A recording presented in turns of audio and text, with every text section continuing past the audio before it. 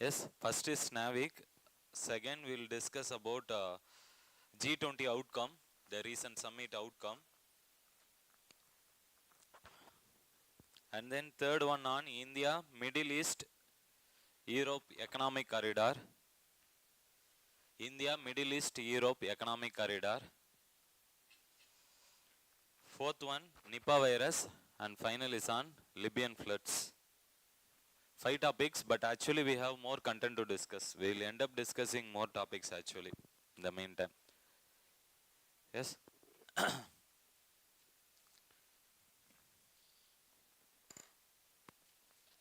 Noted down all the 5 topics.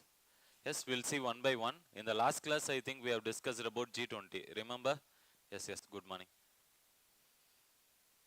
Yes? So, first we'll discuss about NAVIC.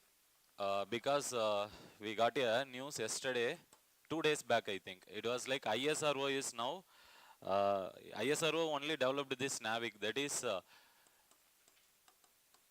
it is also called as IRNSS. That is Indian Regional Navigation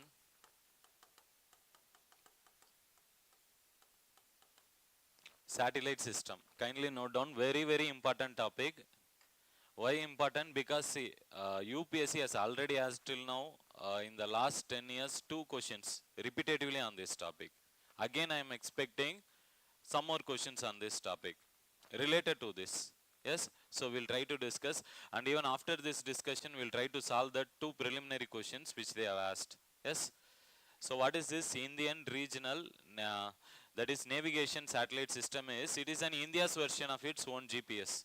Yes, so GPS is for global navigation system. This is India's regional navigation system, in the sense that we don't have coverage for the complete world. We have only limited coverage because we use only in Indian regional navigation satellite system, we use a total of 7 satellites. Kindly write it. As of now, only 7 satellites are active out of 8 satellites.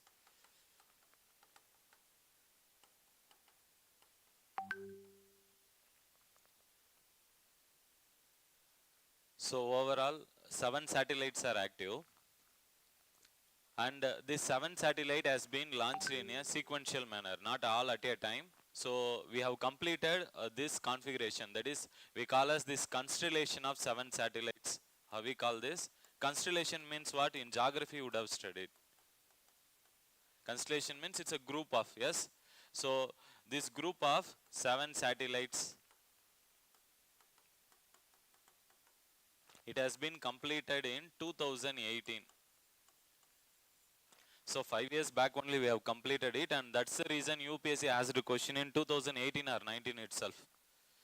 I will show you the question at the end of this discussion. They stay contemporary only with respect to science and technology. Questions are 99% will be from current affairs only. Sir, then 1% means they will ask some basics related to biotechnology, nanotechnology, the basic facts, and along with that they will add the current affairs. That's the reason we say that 1%. Otherwise science and tech is purely current affairs. Is it fine? Yes. So overall we have now currently 7 satellites, and why I have written 4 plus 3 is, in this 3 satellites are in geostationary orbit, and then 4 satellites are in geosynchronous orbit.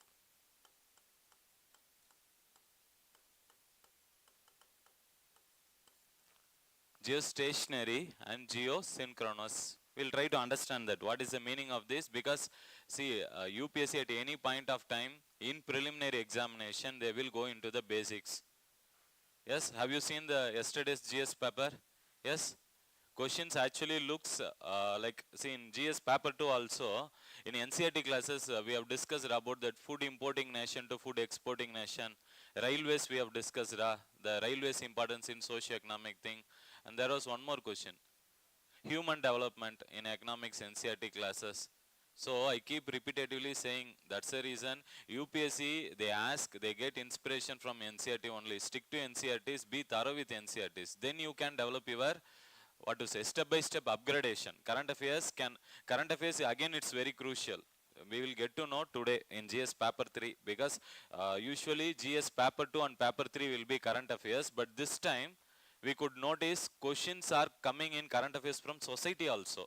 Have you seen that some cuddling, mother cuddling has been replaced by now mobile phones? So they are, UPSC has now trying to include current affairs in all the subjects. Before they will be only referring to paper 2 and paper 3. Usually those who read just the thorough with the syllabus static portion, they will get excellent mark in paper 1. But this year we cannot expect that. Those who don't read current affairs properly means they would not have written proper answers. They would not have had more content also. Even with respect to international organization, we were expecting, like we made some last minute video for these aspirants who are writing mains this year, and that in that we have given some topics related to in international organization. I asked them to refer only 4 topics, that is the recent summits, what are they, G20, SCO, BRICS, and one more happened, ASEAN.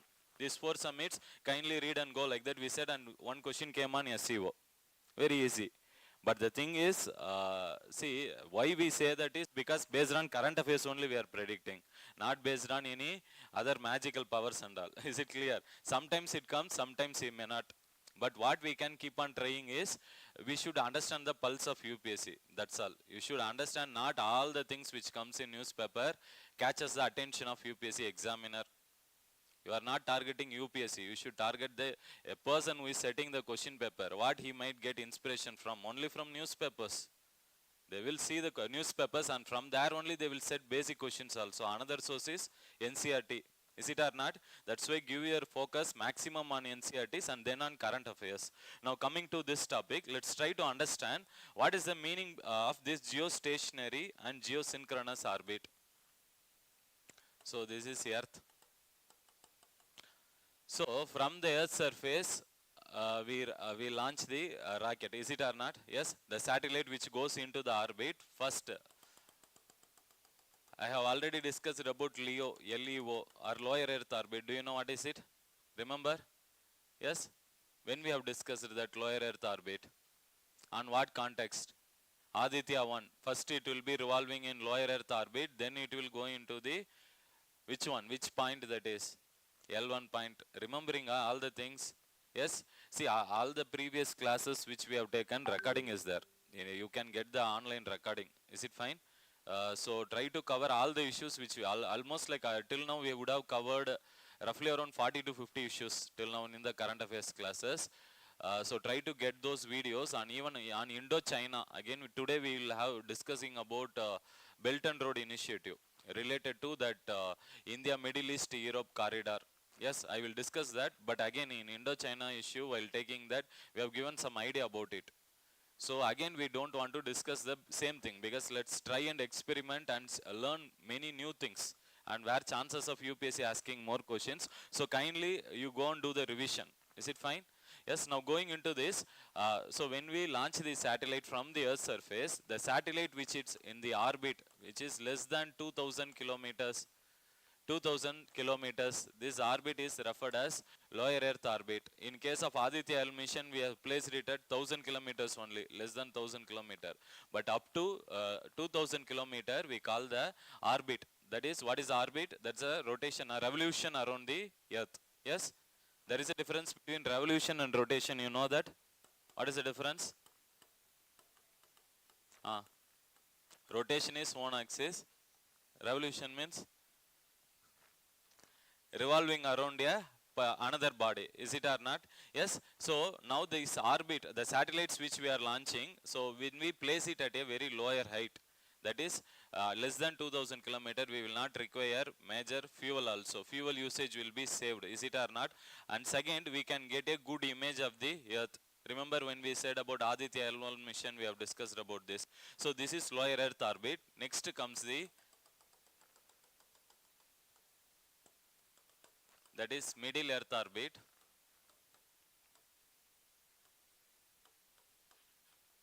This is roughly around 35,800 kilometers. What you can do is, don't need to remember this number. We just approximately you put it as 36,000 kilometers.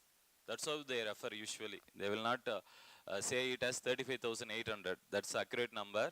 You just remember it as 36,000 kilometer height from the Earth's surface. If you place the orbit, then that is middle Earth orbit. And anything which is greater than this 36,000 height, 36,000 kilometer height from Earth's surface, that is referred as high Earth orbit. This is at a height greater than 36,000 kilometers. Yes. So write this: lower Earth orbit, middle Earth orbit, and then higher Earth orbit.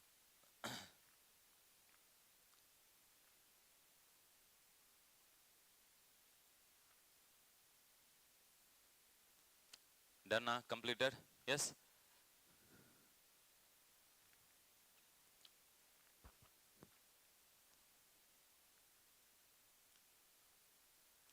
Yes. Again we will try to draw this. See, one more thing I wanted to ask you. Earth, which is rotating on its axis, whether it is rotating at an angle or it's rotating at 0 degree. What is the angle? It's rotating at what angle it is making? 23.5 degree. Yes, it's in a tilted position. We will come to that later. First we will try to understand when we launch the Earth, that is a satellite, launch a satellite just above the equator. It will rotate around which position? Revolve around which position? Around the equatorial position. Exactly. When you are seeing that satellite from the Earth's surface, means that satellite will look at rest position. Why? Means, what is the rotation of the Earth? Earth rotates in which direction to which direction? West to east. Is it or not? Yes. Earth is rotating west to east. While rotating, that satellite which also rotate around this axis. Is it or not? Yes. So this satellite, which is actually at just above the equator, exactly from the Earth's surface, it will, if you look, means this satellite will look stationary. Yes. So that's why this is called as geostationary orbit. Geostationary orbit. And here, if you could see the inclination, what is the inclination which we will send this satellite? Geostationary orbit satellite. It will be inclined exactly like what is the inclination of Earth's surface is there, no? That is 23.5 degree. We will match it with that so that it will revolve around the equator. Just above the equator, it will revolve. That's why from Earth's surface, if you look, it will look stationary. Why stationary? Because, see here, see, this is a body. This is a body. Now this is rotating. Yes. Now you are sending another one like satellite. This rotation, and when it is rotating, it will actually revolve around it. It will look at like just above the equator, it will revolve around it. So it will match with that. Are you getting it? What I am saying? It will look stationary. Like when you travel in the same train, like one more train is coming, crossing you. Same speed when it is going, both of that relative motion will look stationary. Yeah? Same manner only. But here, geostationary satellite, since it's just above the equator, it will look on rest position only. But another one is geosynchronous. Geosynchronous.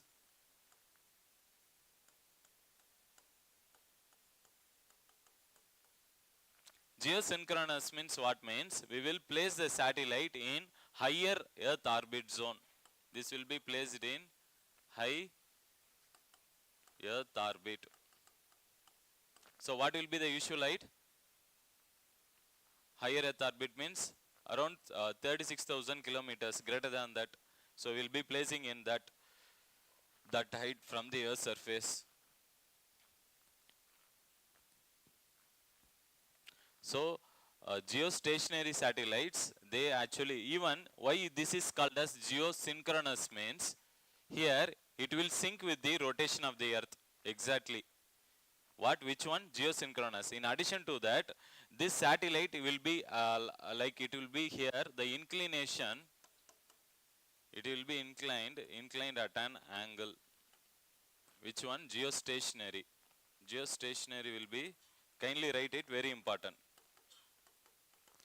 Geostationary will be inclined at an angle. How much angle the Earth orbit is tilted, no? The same manner, the satellite will also be in a tilted position. But in case of geosynchronous, here the inclination is 0 degree. What, sir? But you are drawn geosynchronous in inclination orbit and saying that is not inclination. Means you have to imagine that Earth is actually exactly, it is like how? Like this, like 23.5 degree. Yes. So the tilting position, you I can't draw correctly.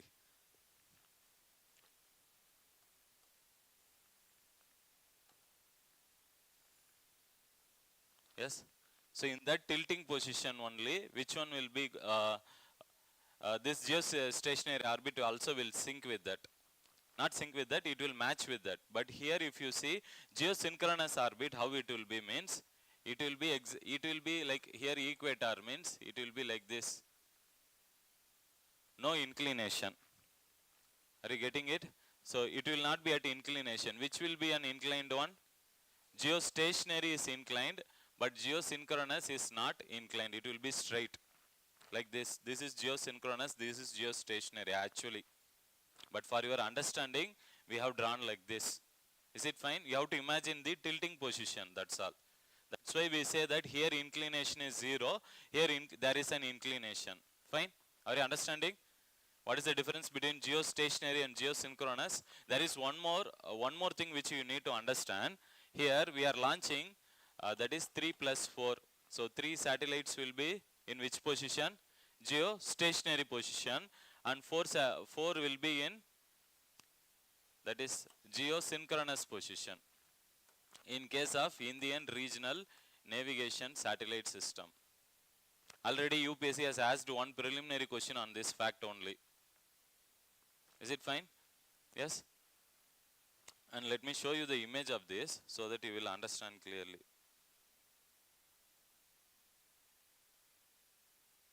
Yes? See here. See, this is the Earth surface now. Earth surface, which are the geostationary orbits? 1, this is 1, 2, 3. And we have 4 geosynchronous. Is it fine? Yes? Now, what is the basic difference between geostationary and geosynchronous is that, see, this geosynchronous will always sync with the rotation of the Earth, and one more thing is, it will always have a constant view only on the India's position. For example, if you make the satellite to focus on India's surface means, it will have a constant look over that position only. So 24/7 you will be getting updates. You can constantly monitor. Are you getting it? Like GPS you are using, no? Yes, location based services. In the same manner, the information will be continuously sent from geosynchronous orbit satellite. Why? Because it will always keep like whichever position you are fixing in the orbit, it will have a constant view. This will be constant. Which one? Geosynchronous. Always it will be available. But that satellites which are in geostationary, they won't be in constant position. For example, what it will do is, in case of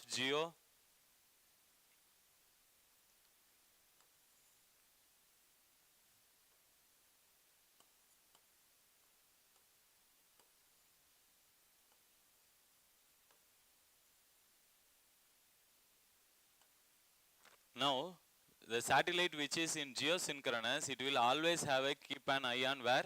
In the constant position. But that is, the satellite which is in geostationary, what will happen is, due to the rotation of the Earth, at some point of time, this satellite might be focusing on other points also.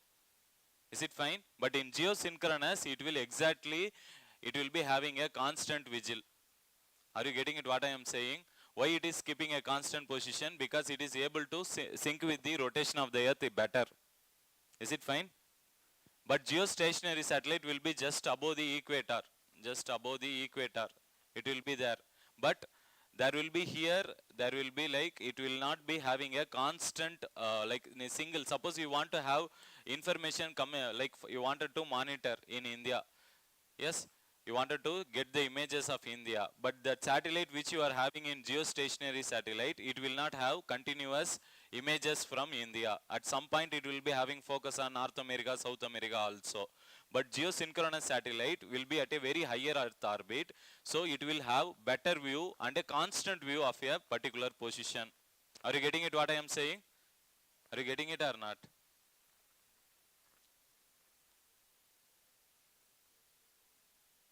See, because we wanted full coverage of India. See, here, what is the problem is, if you, we are actually targeting, we are in a process of developing something called as global position system. For example, in case of USA, they have launched till now 24 satellites. And since these 24 satellites are in orbit in various geostationary and synchronous, it can continuously send location related informations across the world. But India is still now, it has launched how many satellites? 8 it has launched, now only 7 is functional. Using these 7 satellite, we can have only coverage up to, that is from India, it will have coverage up to 1500 kilometers. Kindly write it, very, very important. What is the coverage of our NAVIC satellite? Only up to 1500 kilometers, not like global positioning system of that is USA. They are having a complete coverage. So we wanted to cover that. We are still launched only because see, there are, that is the reason why we go with a combo of which one? Geostationary and synchronous to have complete coverage. Because one geosynchronous orbit will have constantly, it will be looking at a particular place, and geostationary orbit satellites will be having a different position. Is it clear? So we wanted complete coverage. Now, coming to Indian Regional Navigation Satellite System, IRNS. So India achieved this 7 satellites in which year? 2018, and later in 2020. In 2020 itself, International Maritime Organization, International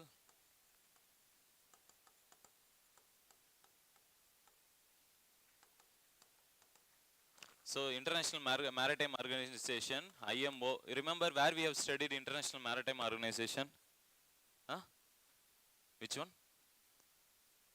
Seabed Authority. Huh? Yes. So we'll try to read it separately, but now just understand this regulates, that is this organization, what it has given recognition is, it has given recognition for India to use its, that is NAVIC satellite system or Indian Regional Navigation Satellite System for coverage of Indian Ocean regions also. So for even while in the maritime regions we wanted to cover the location and other services, we can use it. That recognition was given to India in the year 2022. Kindly write it, very important. And in addition to that, this year what happened is 2023, Apple, which one? iPhone 15, which is going to release now. Released, it's out, right? 2 lakhs price. Yes, they are saying costly, yes. But in this iPhone 15, they have used our NAVIC regional, that is Indian Regional Navigation Satellite System. We have used this. Yes, kindly write this. That's why it's in news in the last 2 days, and UPSC again can ask, because now our government of India is planning within the next 2 years, that is by 2025, all smartphones which are manufactured in India, they should support which one? This NAVIC system. This is the update now from government side.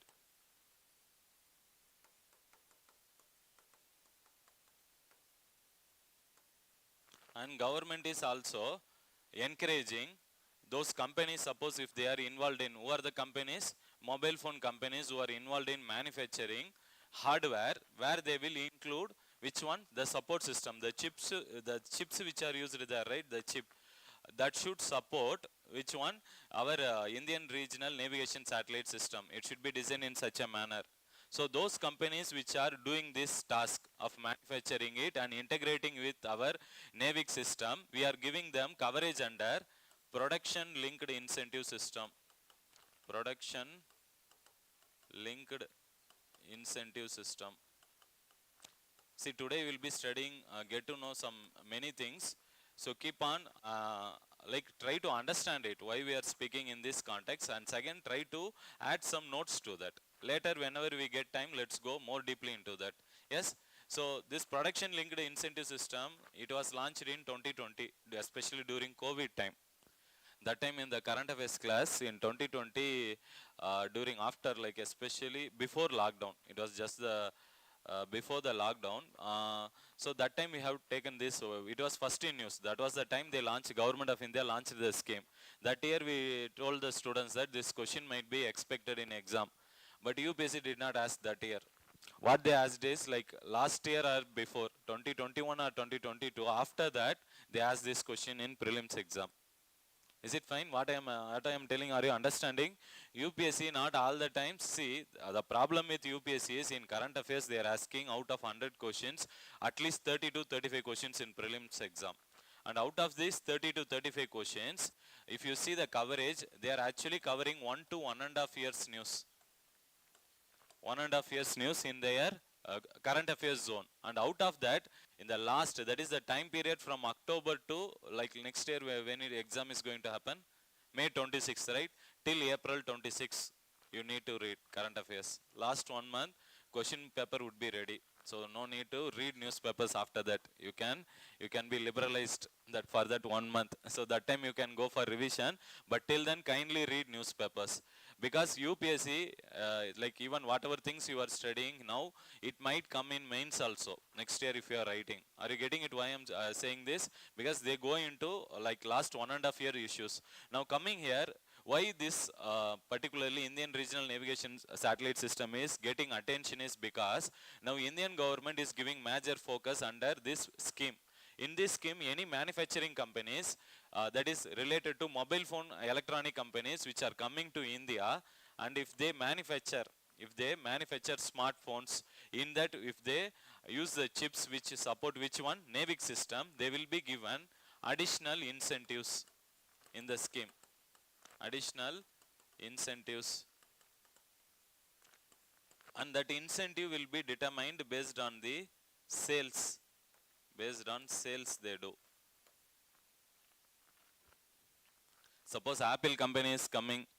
Now we have Apple in Bangalore, no? Where? Not Bangalore, Kolar, nearby Kolar, that factory. Apple manufacturing factory is there, right? Now it's not no more just made in USA. Now we are making Apple iPhones in India also. Do you know that? Yes? In the same manner, see, this Apple company now will start integrating the chip. And if they go for sales, based on their sale, our government will give some incentive to them. Are you getting it what I am saying? Why? Because we wanted to motivate them. Why? What will happen if these companies are using the navigation satellite system into the hardware? What benefit we will get? There are some benefits, right? That's why government is asking them to do. We'll see that, because what government of India is saying is that this particular Indian regional navigation satellite system, it will provide more accurate data. More accurate data. Yes, and it even there is more interoperability. Interoperability. What do you mean by this? Means like, see, in your phone you can use GPS as well as you can use our NAVIC system. You can shift between these two. And using the NAVIC will give extra accuracy only. It will improve the accuracy and resolution image. Is it fine? So we are encouraging, government of India is encouraging through which scheme? Production linked incentive scheme, which was started in 2020. And this scheme, initially when it was started in 2020, it was only extended to 3 sectors. Only 3 sectors, mobile, electronics and another hardware. Which one? So initially 3, but now if you see today it is expanded to 14 sectors. Kindly write it. This can be asked in prelims. Already one production linked incentive, one question came in exam. So 14 sectors. Don't need to remember 14 now. If it is single digit number, UPSC may ask you. 14 sectors they may not ask you, but have some idea. It includes which one? Primarily mobile phones. Even when it was launched initially only in 2020, the first 3 sectors we added, one among them was mobile phone manufacturing companies. Because whatever smartphones which are manufacturing in India, what we are doing is we are actually trying to import the raw materials. Even with the problem with this production linked incentive system in India is it is not a complete successful program also. What problem we are facing is most of the companies are actually what they are doing is they are using India just as an assembly point. What do you mean by assembly? They will just import like from China the chips which they wanted to use, all hardware items, everything will be imported from other countries. And the company will, the Apple company when it is in India means, they will not work on here like which one? In producing chips, manufacturing chips within India, the hardware chips which they are using now, what they will do, they will try to import from other country and they are just assembling in India. So our government thought that while giving incentive, it will lead to more employment generation. Are you getting it? And more value addition within India. See what the government is feeling is that it will actually lead to import substitution. At least it will reduce our import bill. It will work as a alternative for our what to say imports. Instead of importing from other countries, now we can manufacture within India. That's one advantage why government of India is encouraging. In addition, what our government is encouraging is that we are asking these companies to export to other countries also. Are you getting it what I am saying? So overall it will improve the business investment climate in India. That's the main agenda behind this production linked incentive scheme. Now coming to this topic, that is Indian Regional Navigation Satellite System consists of how many satellites? Totally 7, and it became operational in 2018, and in the next 2 years even International Maritime Organization has given approval to use this satellite to the where? In the Indian Ocean region. Is it clear? So it has given that recognition also. So now the update is Apple iPhone is also it has started using, and government is also promoting this among all the which one? All the mobile phone companies which are manufacturing in India. Now coming to NAVIC, that is Indian Regional Navigation Satellite System, consists of 2 kind of services. Kindly write it. One is standard, that is SPS, Standard Positioning Service.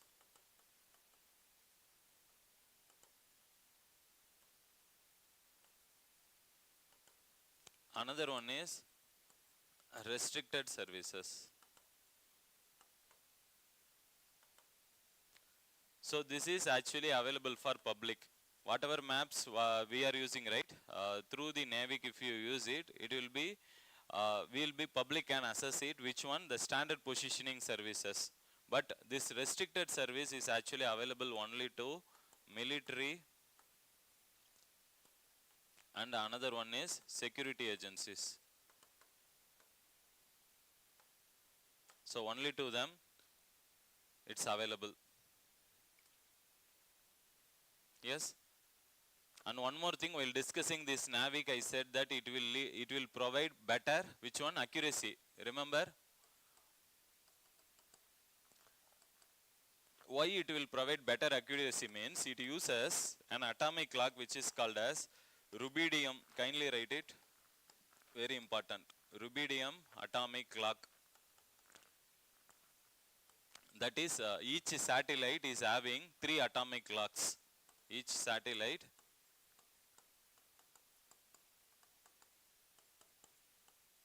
three atomic clocks. Atomic clocks means these are the, like you would have studied in physics, right, in school, how they measure the time based upon atomic which one? This atomic clocks, like they were using that radioactivity they will measure. What is that method? Cesium radioactive. Based on the radioactive property of that material, how we are measuring time, that is 1 hour is 16 minutes, is there, right? This is actually done based upon in a research, in a lab which we have placed in Europe.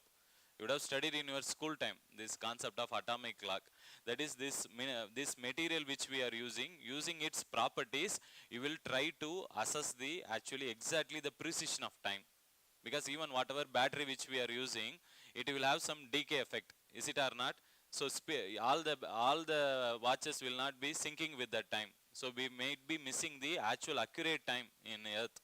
So we are in the search for finding out the accurate timing in India, not only in India, in the world. So for that, the satellite system which we are launching, it will like use these properties to improve what to say Earth's location. See, for example, when you use GPS, what is the main thing is you use a distance to navigate, use the map to navigate, and it will give you the estimated time. So this time everything will be like it will be aligned with this atomic clock. Based on that, it will try to match it. Is it fine? And what they are saying is, uh, compared to GPS also, this will have even better accuracy. Which one? This, because of using of this atomic clock, that is rubidium. Uh,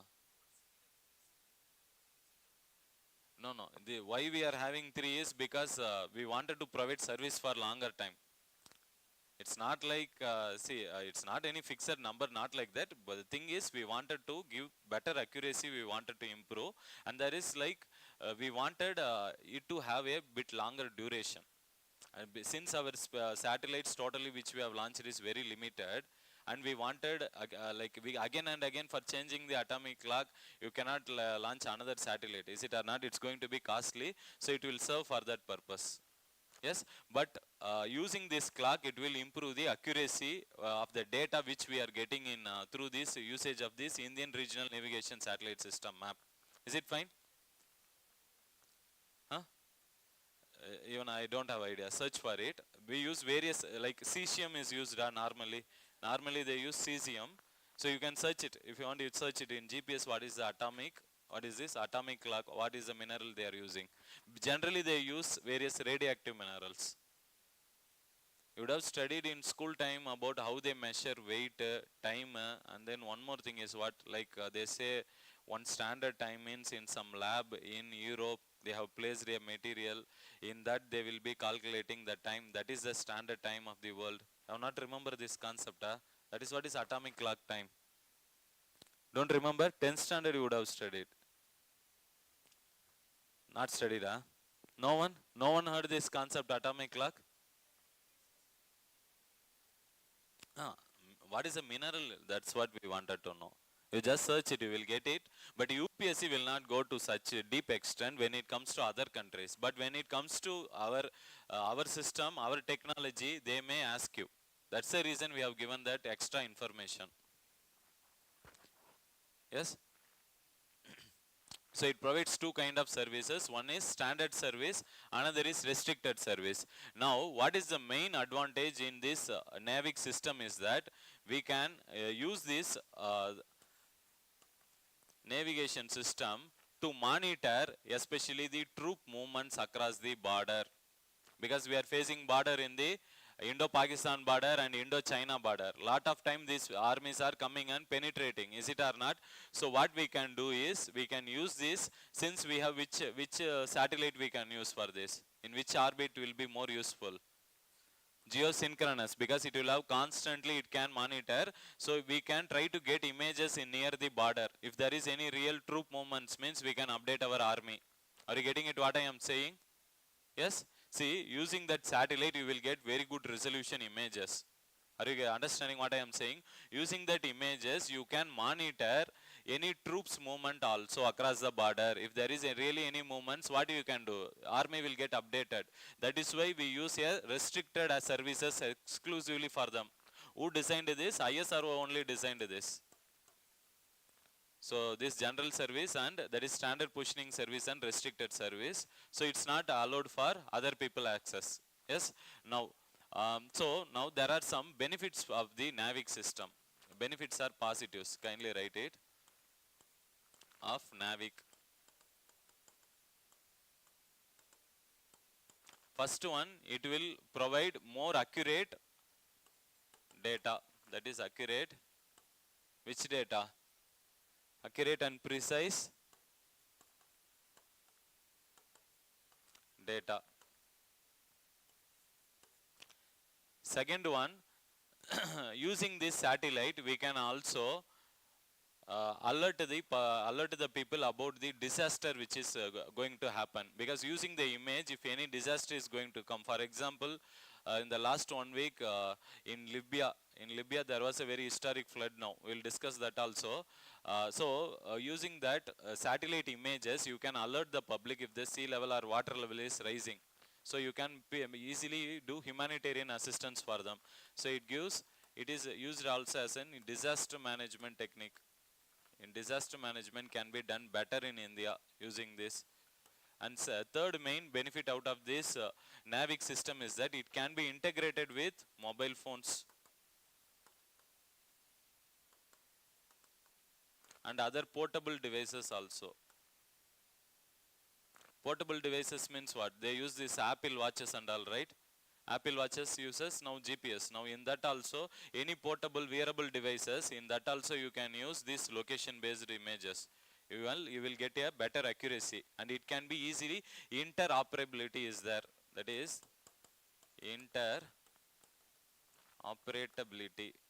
Interoperability means across the phones you can use. If the phones just they need to do which one? They need to manufacture this chip or hardware which should support the NAVIC system, so that this NAVIC can be used across the various brands also. And one more thing is the advantage in NAVIC is that NAVIC is using something called as second generation satellites.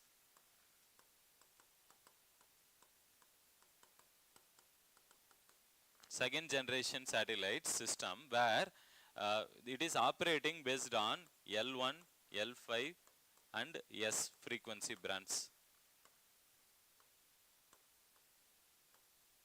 In this, L1 is very, very important, because GPS also uses L1 only, L1 frequency.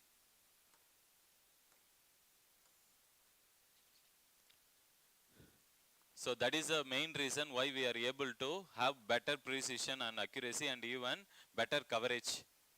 That is interoperability. We can shift across the various phones. This is possible because we are operating in now L1 frequency, like that of GPS only. We are trying to match up with that technological system, what they are having. Because across the world, if you see till now, who are the countries who are having means, first is USA. USA is having GPS system. Yes. Second one, Russia.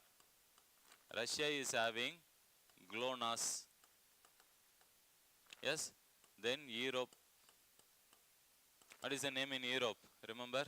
You studied Nova. Write it, all are important. Europe, they are using Galileo. And China, they are using BDO. These are global navigation system. So totally we have in global navigation system 4, and in regional we have 2. One is India's IRNSS. Second one is Japan's quasi zenith satellite system. They say it as QZSS. Write it, all are important. I will show you. UPSC has asked one question on in this area and one question on this area. Both. 2 questions we have today to discuss. Yes. So we have some major advantages in NAVIC. One is we will get better location accuracy, and then that is precise location data. And it is also used for mapping. So mapping services, like we have now GPS only we are using in Google Maps. Yes. Now we can use interoperability. Suppose if this Android phone support that NAVIC system, means we can use our NAVIC also. That will give even better accuracy in the maps. Yes. So we have various these benefits. In addition to that, we have some other advantages, especially for India, after the launch of this national, that is regional navigation satellite system. Because now we have covered almost like not only in India, the distance of up to how much distance? 1500 kilometers coverage is given in this. Kindly understand that. So we are now supporting, India is in the plan of extending these services to other countries also, especially in the South Asian countries where coverage is there, they can also use our service. Are you getting it what I am saying? So India is now trying to implement it bit faster. Now we are making the deadline bit faster. Government is giving incentive for these people. So overall this will improve. But if you see, so have you completed this? All are important. Till now global positioning, that is a global navigation system, there are only 4 services are there. That is, in case of USA, they use roughly around 24 satellites, and India uses 7. If you want to study other things, how many satellites are there, kindly you go and upgrade yourself. Are you getting it what I am saying? But to that much extent, don't need any research. Are you getting? We know where are the areas, they will not go much deeper. Are you getting it? We know. So that is the reason we are not going too much deep into that. UPSC will, other countries when they go, they will ask just a comparison. Yes, are the names only that they have asked already. Yes. So now coming here, what are the other advantages of this NAVIC? First one, what they are saying is overall for India, it's strategic autonomy. Strategic technical autonomy will increase. What is the meaning of this word? Strategic technical autonomy means what? For the security related issues, mainly related to army and defense, what they can do now? They are having separately restricted access services where they can keep a constant vigil on the border. Any suspicious activity across the border can be used by these restricted services. And here till now what is the problem is, now India is dependent upon which system? GPS system to monitor the troop movements across the border. So we are using them. Suppose tomorrow a war-like scenario is coming, and in case USA is taking a stand supporting China, what would have happened? They can temporarily lock us. They can temporarily not provide the service of GPS, and India might suffer. Is it or not? That is the reason we are coming out with our own technology. That is ISRO has developed this technology. Using this technology, India is also helping the neighboring countries by providing the services. And where are these services covered? These services can be used for terrestrial, kindly write it, terrestrial, aerial, and then maritime. That is land, then air for flights, and then as well as for which one? Sea lanes. That is ships also they can use these services. So it's accessible to all these people. So strategic technical autonomy for India will increase. Even tomorrow if any problem is coming on our security issue, we don't need to depend on other countries to provide these GPS services. Now India is able to continuously monitor the border. Is it or not? Yes. So that is one major advantage. Second, it will improve decision making.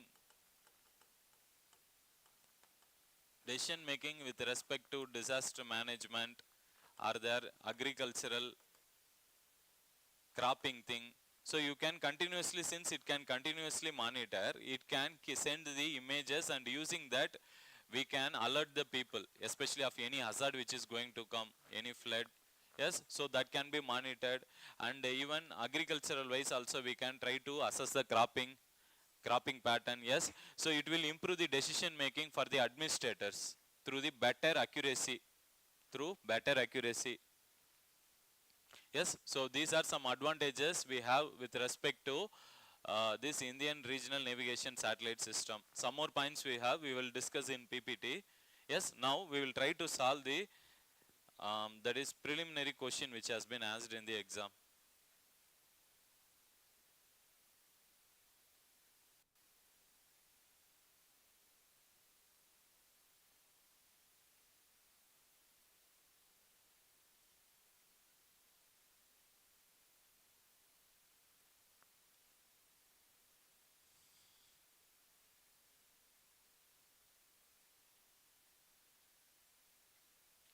Answer this.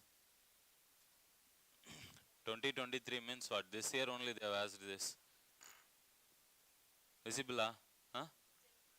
What is that satellite system name? Huh? Quasi-Zenith satellite system. That is regional or global? Regional. Understanding how UPSC is asking? Yes? So generally in space technology always is the favorite area for UPSC. Space, defense and biotechnology. Lot of times UPSC in science and tech, they ask questions on current affairs from this segment. That's the reason we have covered this topic. Yes, and one more question also came. Try to answer this.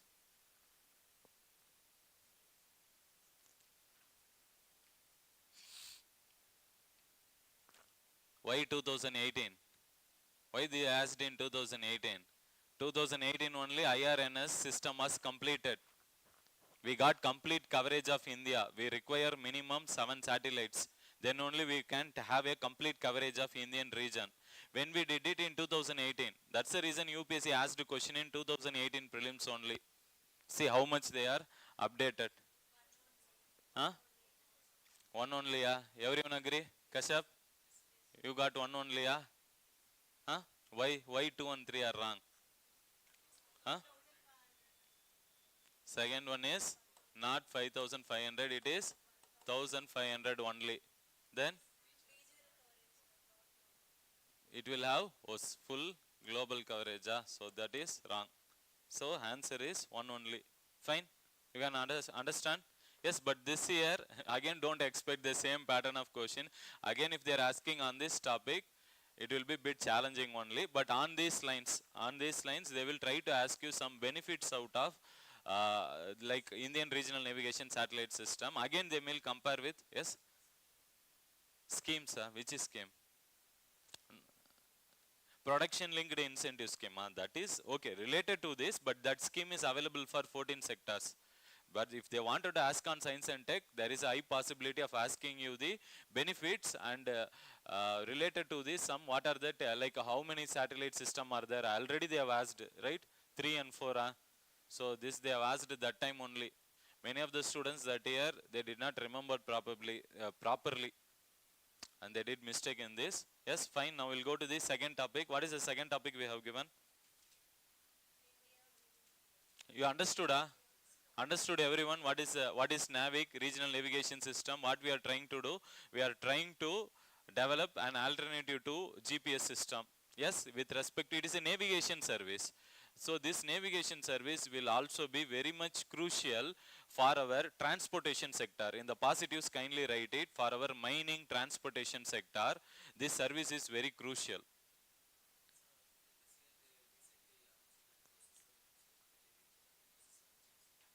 Okay. What processor chips that is? Hard disk, yes.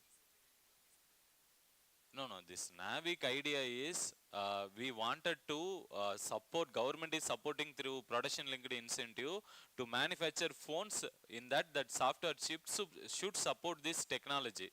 Which one? This NAVIC system which we have developed. That is what they have to do. It is not concerned about processors and other things. Production linked incentive will talk about that. But our in this discussion we have discussed only about like promoting NAVIC services in mobile phones. Suppose if you see the other 14 sectors which are there, in that mobile phone electronic chips, there we give incentive to them separately. That we are encouraging because our government wanted to reduce the import bill. That is the only thing. And second, we wanted to boost the manufacturing sector in our exports also. As of now, India's manufacturing sector's contribution to GDP is very less. Yes, so we are working on that aspect. Yes. So second one, what is the topic we have given? Second, we will try to cover. You are having Atlas, everyone. Atlas is there. Kindly try to bring Atlas for every current affairs class. So second is India, Middle East. Yes. We'll come. I remember. We'll come to that. That's the next topic we'll cover. India, Middle East, because this is related to G20. But in G20, I don't want to talk it because here this topic itself is a separate topic. We need to study because of its importance. So India, Middle East, Europe corridor. India, Middle East, Europe corridor. So what is this about?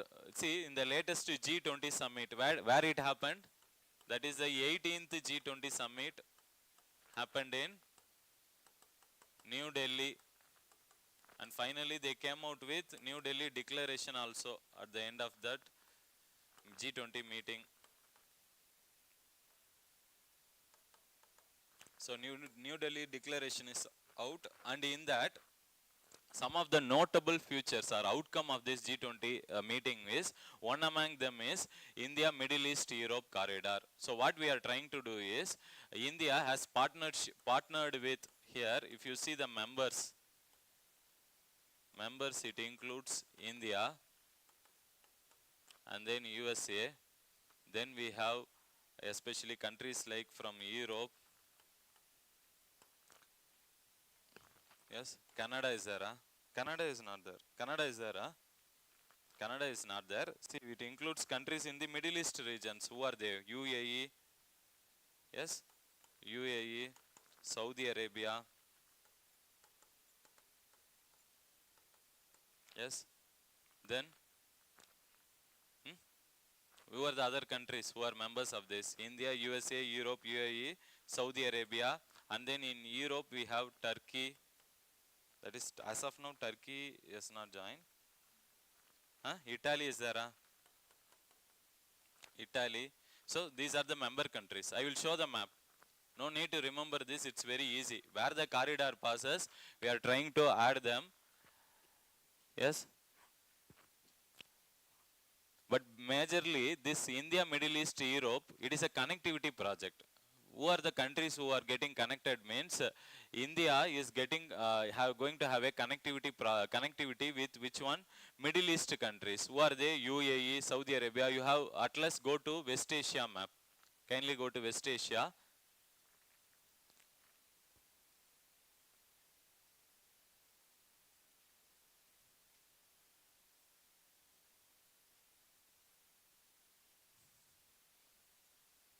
Yes. See here. This is the India Europe Middle East Europe corridor, which after the G20 outcome, in the G20 outcome, they are actually planning to implement it. Is it fine? So what we are trying to do, we are trying to connect some ports from the port, Mumbai port. Not just Mumbai port, now we are assessing even the possibility of two other ports in Gujarat. That is, one is Kandla port, another is Mudra port. Kandla port and another is Mudra port. So we are trying to make sure that we are having a connectivity with whom? First is we are trying to access the UAE. So it is a sea connectivity, ship route. First we will transport any goods which India is exporting tomorrow. It will first reach which country? UAE. And then through UAE we will be having up to here where? This is Israel. Israel, or they are saying even it may go up to Jordan also, because it's still in the preliminary stage. Now leaders are talking, now there is a roadmap which is going to come. They are planning to implement it soon. So they are actually like coming out with around some 500 to 600 billion dollars for this project. Huge infrastructure project. So what we are trying to do, we are trying to provide a series of railway line connectivity.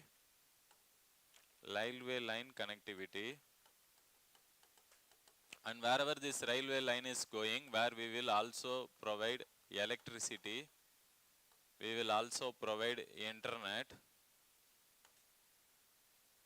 Yes, and in the railway, in the train, we will be transporting the goods which India want to export. Yes, so how we will do that? We will do that through two possibilities. One is through sea, that is maritime route. Maritime route will be by ship, we will trade. And in case of land, we will be accessing railway lines. So we will use series of rail network as well as port network in such a manner that India is able to have a direct connectivity to with which countries, especially up to European countries. That is, as of now we have tried to cover up to Greece. This is the idea behind the project. Are you getting it? Yes? Why we are trying to do? Because many countries are like, especially what experts are saying is that it is considered to be an alternative to Belt and Road Initiative. Belt and Road Initiative of China. Kindly write it, very, very important. Very, very important. It's an alternative. Belt and Road Initiative. Belt and Road Initiative means China is doing one road, one belt initiative. That is Silk Road and Maritime Silk Road Initiative. I will come to that, wait. We'll discuss that. Just one by one we'll discuss. So, many experts are comparing this particular project with that of the project which was done by China. This Belt and Road Initiative, we'll try to discuss the basics and we'll come here. So, this Belt and Road Initiative, BRI, or it is also called as One Road, One Belt Initiative. It was implemented by China in the year 2013. And here what they are trying to do is, they are actually trying to implement it in two possible ways. One is, that is Silk Road Initiative. Another is Maritime Silk Road.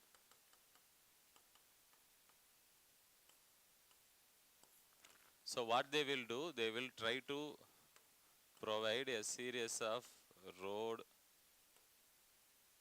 railway, port infrastructure. They will try to have this connectivity. What China will do, China has went to Sri Lanka and he told that they will develop a port, and for that what they said, they will give a huge loan to them. So what they will do under this, loans will be provided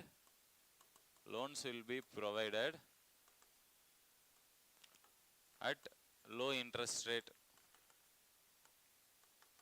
They say that it is low interest rate. But what happens is, whoever country who has taken the loan, they have actually fallen into debt trap. What is the meaning of debt trap? In economics class we have discussed, remember? What is debt trap? Anyone?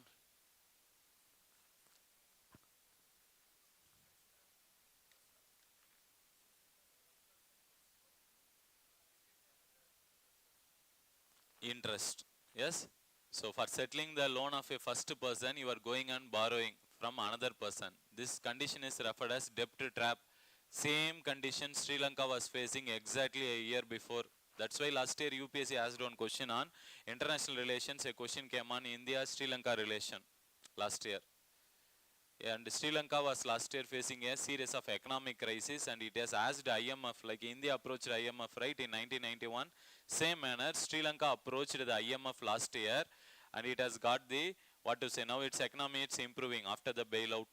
Yes, but many countries, not just Sri Lanka, many countries across the world and even including African countries, China has now penetrated through this Silk Road project initiative. So what they trying to do is that they will go and promise them that we will improve the infrastructure in our country. Like we will provide road, railway connectivity, port connectivity. But why they are doing that? Because for their own benefit.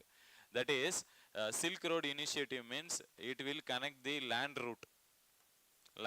That is from China, eastern zone of China, it will be linked up to Europe. It will be linked up to Europe.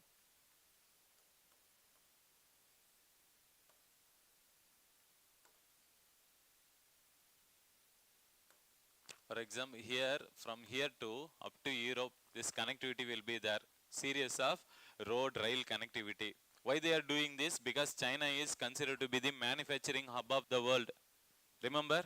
Yes, so it is overheating its economy. It has produced in 2013 itself beyond its capacity. So it needs market for its manufacturing goods. How it can have market? Just because you have a proper connectivity, you can transport your goods. And China is already sitting with lot of export surplus. Its foreign exchange reserves is very huge. Why? We have discussed about currency manipulation. What China is doing? Devaluation or revaluation? Revaluation, which is done to promote export. Remember, devaluation, and China is also manipulating, it has manipulated its currency renminbi lot in the past. Why? Because that will make its exports to benefit. Exports will be cheap and it will be able to sell at a cheaper price and competitive price compared to other countries. So China is actually has done devaluation of their currency also during the time period of 2013. Followed by that, they had a huge, what to say, export surplus forex reserves, and they used these reserves in lending loan to other countries. Wherever they have went, they told them, see, for implementing the project, we will implement it like a loan manner, and that you need to pay a interest rate for at least the time period will be roughly usually around 10 years time period. So within this time period, many countries found it difficult to pay the interest and went into debt crisis, debt trap, like Sri Lanka. So in this project, Silk Road initiative, we are trying to connect the land connectivity. But when it comes to maritime Silk Road, here we are trying to connect the maritime ports. It will pass through the Malaccan Strait. Can you go to the Southeast Asia map atlas? Southeast Asia. Between Malaysia and Indonesia, kindly see, there is something called as Malacca Strait. Malacca Strait. Can you locate? Very, very important strategic point. Are you able to identify or not? Huh? Kindly mark it. Mark it. Very, very important. Why? Because see, it is a very narrow passage. It is a very narrow passage located between two countries, that is Malaysia and Singapore. Malaysia and Singapore or Indonesia? Malaysia and Singapore only, see that correctly. Malacca Strait. Which country?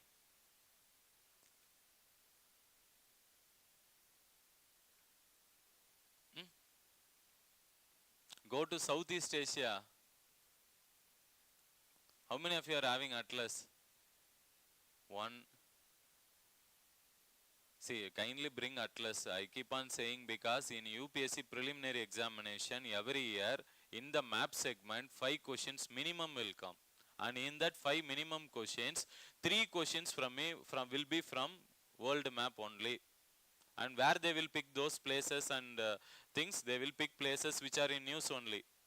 They will not go on there, even they will not go on study completely to set a question. Whatever is in news which attracts them, they keep adding that to their question bank and they will ask you. Yes, so you should also do. Whenever you read, you don't know any places, kindly go and check it in map. So Malacca Strait is considered to be strategically very important point because it is a very narrow passage. Why narrow passage? Very small gap.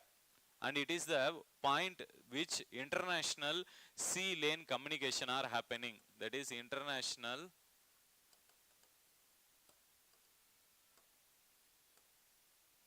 sea lane communication. Most of the trade happens through this route only. And what China is doing is, China is trying to build artificial island in the South China Sea. Can you look at South China Sea? Go to China map. Asia map are there only. In Southeast Asia only you can see South, that is South China Sea. In South China Sea there are 2 islands which are called as Spratly and Parcel Islands. Kindly write it, later we will go into that. Write it, but it's very important. Spratly and Parcel are artificial islands which are constructed by China in this South China Sea region. And it is a disputed island. Kindly understand that it is disputed by almost many Southeast Asian countries, that is Malaysia, Philippines, Indonesia. They all are saying that this island belongs to them. But China, what it did is, it unilaterally took its submarine, went and constructed a artificial island, and it has placed its submarine, generators, army, everything it has placed. Almost. So unilaterally, a disputed territory China has occupied now in the South China Sea region. That is the reason China, USA and many countries wanted to shift their focus to this particular region of the world. What is this region? Pacific Ocean region. Yes, this side it's Pacific Ocean, right? Almost nearby. So we wanted to concentrate on the like USA is shifting its policy. That is a pivot towards Asia. Yes, so that they have been doing in the last 10 years. The reason is because this particular Malacca Strait is a strategic point. If somebody, since the partly parcel islands are very nearby to this Malaccan Strait, China is already having its defense people, army people are already there. Where partly parcel island, and it can easily in any disputes or any problem, it can go and take control over Malaccan Strait and block it. If it is blocked means almost they are saying at least 1/3 of the world trade will be affected. That is the seriousness of the problem. That is why many countries such as USA are asking China and other Asian countries in this region, that is Malaysia, Philippines and Indonesia, to have some negotiation and try to solve it in a proper manner, diplomatic manner. Otherwise tomorrow if war-like scenario happens means world trade will be affected. Fine. Yes. Now coming to this Maritime Silk Road. So Maritime Silk Road starts from South China Sea region, Eastern China coastal region, and it passes and it will reach up to Europe through the Mediterranean Sea region. That is Red Sea, Mediterranean Sea, Red Sea, Mediterranean Sea. Can you locate? We have already discussed Red Sea, Mediterranean Sea. So it is trying to pass through this channel. Now what is India trying to do is, see, China is almost doing this project in the last 10 years. It is in the various stages in various countries.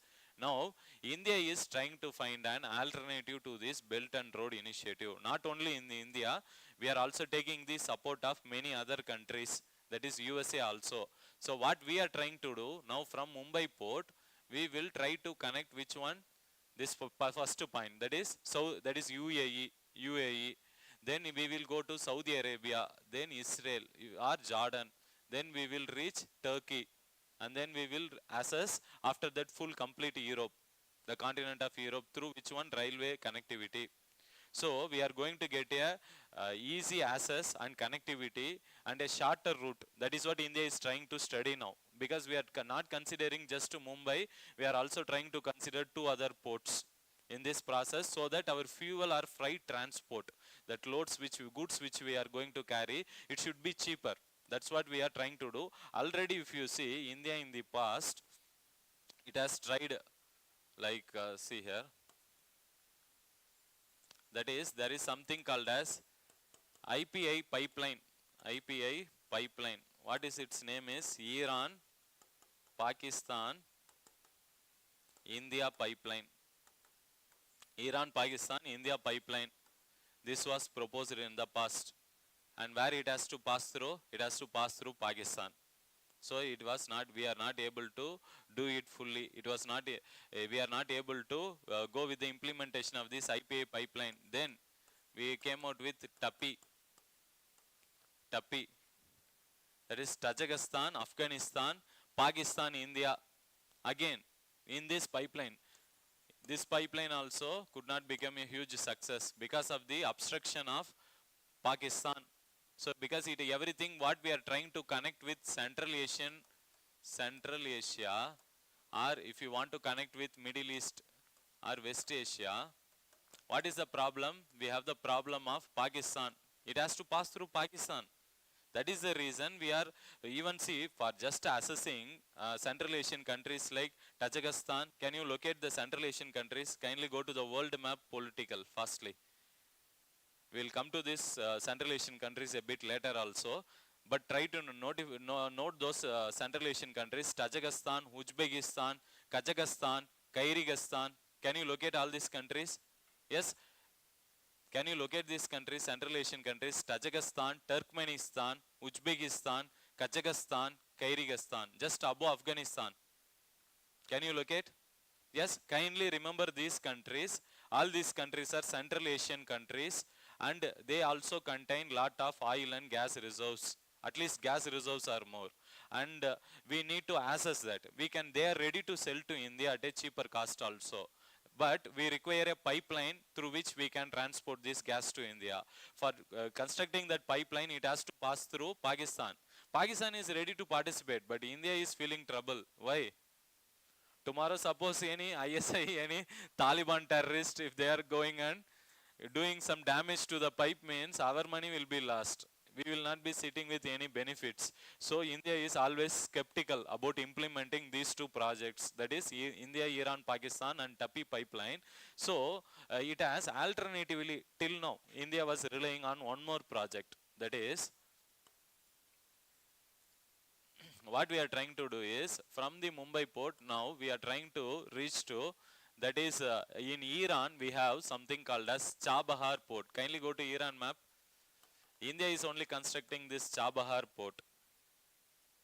Chabahar port. It is a portal city. India is trying to develop this port where it is located in Iran.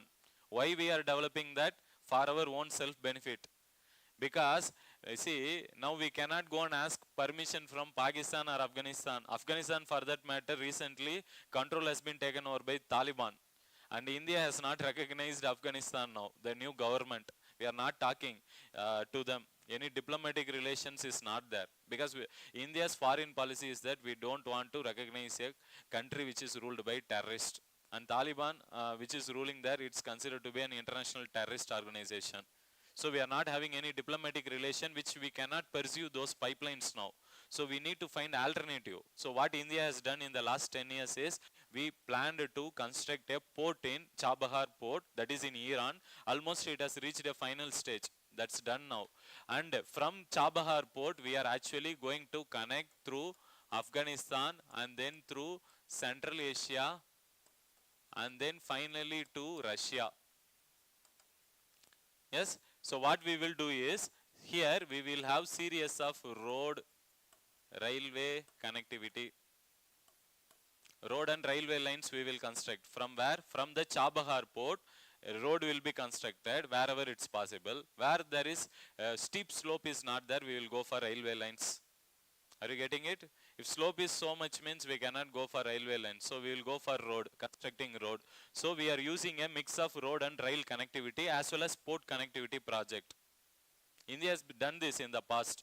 And after reaching Chabahar port, we can connect it up to which region? Russian region. So we have something called as international, that is International North-South Transport Corridor, INSTC, right? That also. Later in some other class we will go deep into that, because it will deviate from our discussion. I just wanted to know what are the various infrastructural projects India was trying to do till now. Why we are now planning for separate alternative? Why not this cannot be done? Because again we are facing problem with respect to finance and getting the cooperation of all these countries. Because this road and rail connectivity passes through which one? Afghanistan. Now Afghanistan is ruled by Taliban. Now can you do some trade activity? Suppose you want to export to Russia. Now you send it to Iran and then through Afghanistan. We cannot get that, what to say. Again the same problem what happened in Pakistan. Again here also the terrorist may cause damage to our properties. So India is now concerned about this also. That is the reason now we are going out with which one?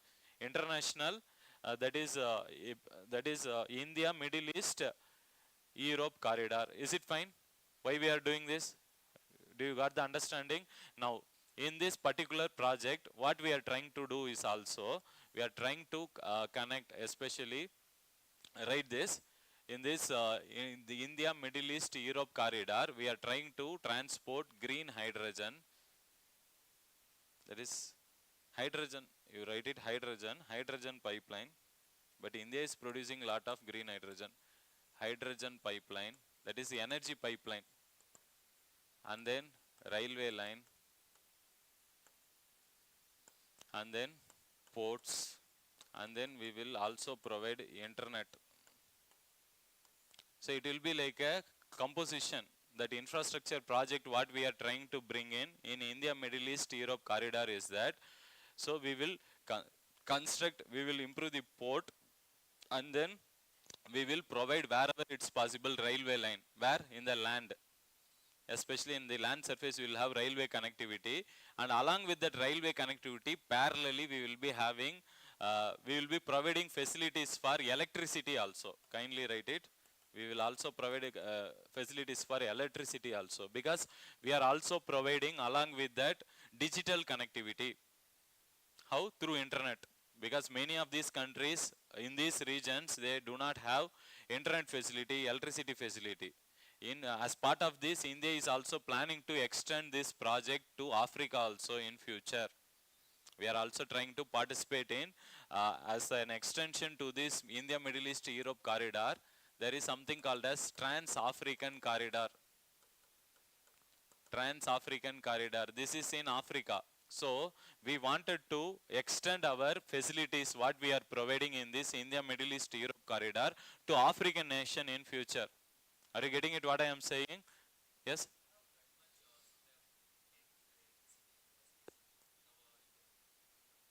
See, electricity means we are trying to promote renewable energy. Renewable energy, not using coal. India is now leader in almost like we are emerging leader in solar energy, wind energy, all geothermal energy. We are trying to improve. Is it or not? India is considering that. Not only this, even as part of G20, there is a global biofuel alliance. We are also trying to promote various alternatives of that is not alternative, various renewable energies. With India can have a command which we can export through this corridor, which we can trade in this corridor also. See, we will also get benefited by importing which one? Oil and gas from these regions. From Saudi Arabia, UAE, we are importing already oil and gas. Now this connectivity project will improve our relationship with them, and we can take this at a bargaining price. Is it fine? But the idea behind this project is we are giving maximum importance to renewable energy. Is it fine? Are you getting it what we are discussing till now? So we are trying to provide all this: hydrogen pipeline, railway line, ports, internet connectivity. So overall infrastructure will improve. And what is the difference between this corridor, India, Middle East, Europe corridor, with that of which one? China's Belt and Road Initiative means here this project will be implemented by an organization called as, that is PRIA, Partnership for Research in Infrastructure and Investment. Partnership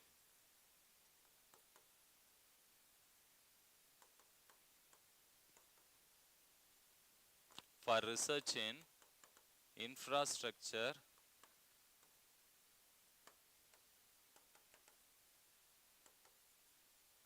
This is an initiative which was started last year only, G20 in G7 summit, as part of G7 summit. Last year only.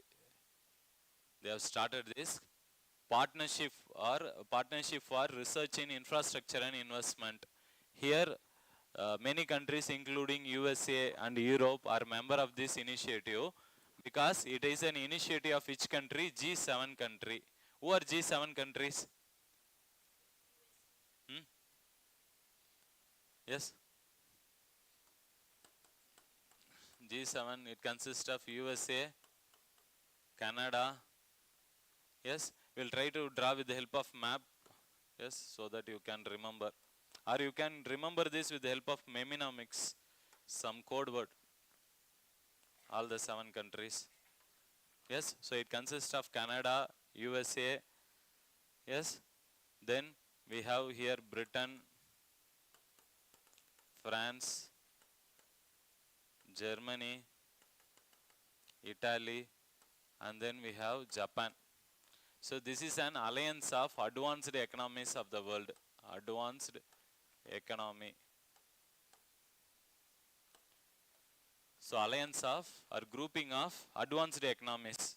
They call themselves as advanced economies, and they created this grouping called G7. So actually G7 also includes European Union also. But it is not given full access to member. It is not having full benefit of its member. So currently we have 7 countries. That is USA, Canada, USA, Britain, France, Germany, Italy, Japan. Fine. Through this meeting in 2022, the G7 summit 2022, it happened in Singapore. Sorry, not Singapore, Germany. It happened in Germany. So which happened in Germany, there they have created this initiative called as PRIA. Kindly write it, very, very important. Partnership for research in infrastructure and investment. Because these are the people who are now going to fund our, which one? This India, Middle East, Europe corridor is there, right? We require cash of roughly around, that is $600 billion. $600 billion cash is required. So this cash we are trying to get it with the help of PRRI. That is Partnership for Research in Infrastructure Investment.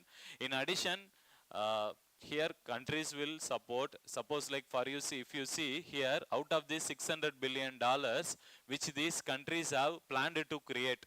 Why they are planning to create $600 billion? Because they will use that money to lend to countries, especially developing countries, where they can promote infrastructure. Is it clear? Because now we have something called as Belt and Road Initiative. And what is the problem with China's Belt and Road Initiative? They are also giving infrastructure projects and they are giving loan. But that loan comes with very interest rate, very high interest rate, but they say it is very low. But over countries taking these loans, they are unable to pay the loan, go into debt trap. But in this initiative, what we are trying to do is we give most of the money in the form of grants, not as loans. Kindly note this, very important. That is why they say that wherever this project we are going to implement, those countries will not get affected. Rather, they will get benefit. It will be given as a grant, no need to repay. Government is, who are the countries who are supporting this huge project? Mainly USA and European Union. Almost these two countries have pledged out of 600 billion, 500 billion. USA has contributed 300 billion and another 200 billion by European Union. No need to remember these numbers. Just remember that 600 billion which is they are planning to create, and this will be available. This funding will be available to whom? To our India, European Union, that is Europe, India, Middle East, Europe corridor, where we require huge finance. Yes, but if you see the Belt and Road Initiative, there for this project, China has allotted almost around $1.3 trillion. See the comparison. We are just like almost half of that. Yes, that too, all the major countries of the world, they are coming and supporting this project. So that's why China is feeling this particular project is countering them. Not only we are trying to counter China through this action. Because why we have implemented this is because this year China and Russia was absent during the G20 meeting, and India took the advantage of that. So we made because already we are having very good relation through a grouping called as I2U2. I2U2. That is India, Israel, UAE and then USA. So we have partnered. When this grouping was formed means in 2022, last year only, and last year only in mains exam UPSC has asked this question. So now we can expect questions in prelims on this. That was the first meeting which happened last year. Immediately they asked it. Because that grouping is related to promoting energy security, food security, promoting health. So it discusses about broader issues basically. I2U2. I2U2, and in which India is one of the founding member. That's why they have asked it. If India is not a member, UPSC will not be that much concerned. Yes. So we have already a better understanding with UAE, USA. Yes. So these countries are already part of it. Even Israel also, for that matter, because Israel is part of this project. Is it or not? Remember, I have shown the image. Is there a Haifa? This port, very, very important. Note these few places which can be asked in UPSC preliminary examination, not in mains. Only for prelims you need to remember. Write these portal cities: Jabal Ali, and in Israel, Haifa, and then in Greece, Piraeus. Yes. In addition, we are actually trying to find at least 5 places in 5 portal cities we are trying to develop in case of Middle Eastern regions. And in India, we are planning to develop at least 3 portal cities. That is Mumbai, Kandla port, and then another is Mudra port. The same manner in UAE, we are planning to come up with 2 ports, and then Saudi Arabia again. So we are having that. If you want, we will show the places also. You can write it parallelly. Written, this one. Yes. Anyways, you will get the PPT, but write the only most important things which you need to remember. Yes, this question can be expected in your prelims as well as mains. Mains, if they are asking on India, Middle East, Europe corridor, it can be asked in GS paper 2. Because it has lot of geopolitical, geo-economical significance. Political as well as economical.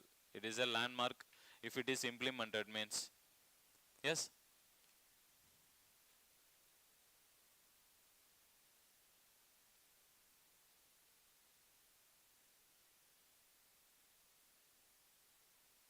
Yes, write these places. Portal cities. That is Fujairah, Jebel Ali and Abu Dhabi in case of UAE. UAE it is 3. Saudi Arabia it is 2. Daman and Al-Kashar. This they can ask you in the match the following. Just kindly write it. And mark it in your atlas also. So we have already seen where is Jebel Ali. That is the only port which is visible in the map. Try to locate the other places in the atlas. That is Fujairah. And then we have Abu Dhabi. Abu Dhabi it's popular, easy to remember. Yes. Here we have Daman and Ras Al Khair. How UPSC will ask question? What they will do is, they will put like match the following pairs. And in that what they will do? 1, 2, 3. They will give, for example, Dammam in case of UAE.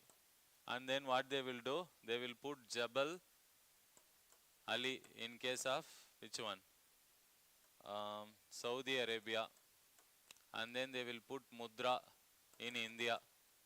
So which are correctly matched? Which are correctly matched? In this format they will ask. So kindly write it.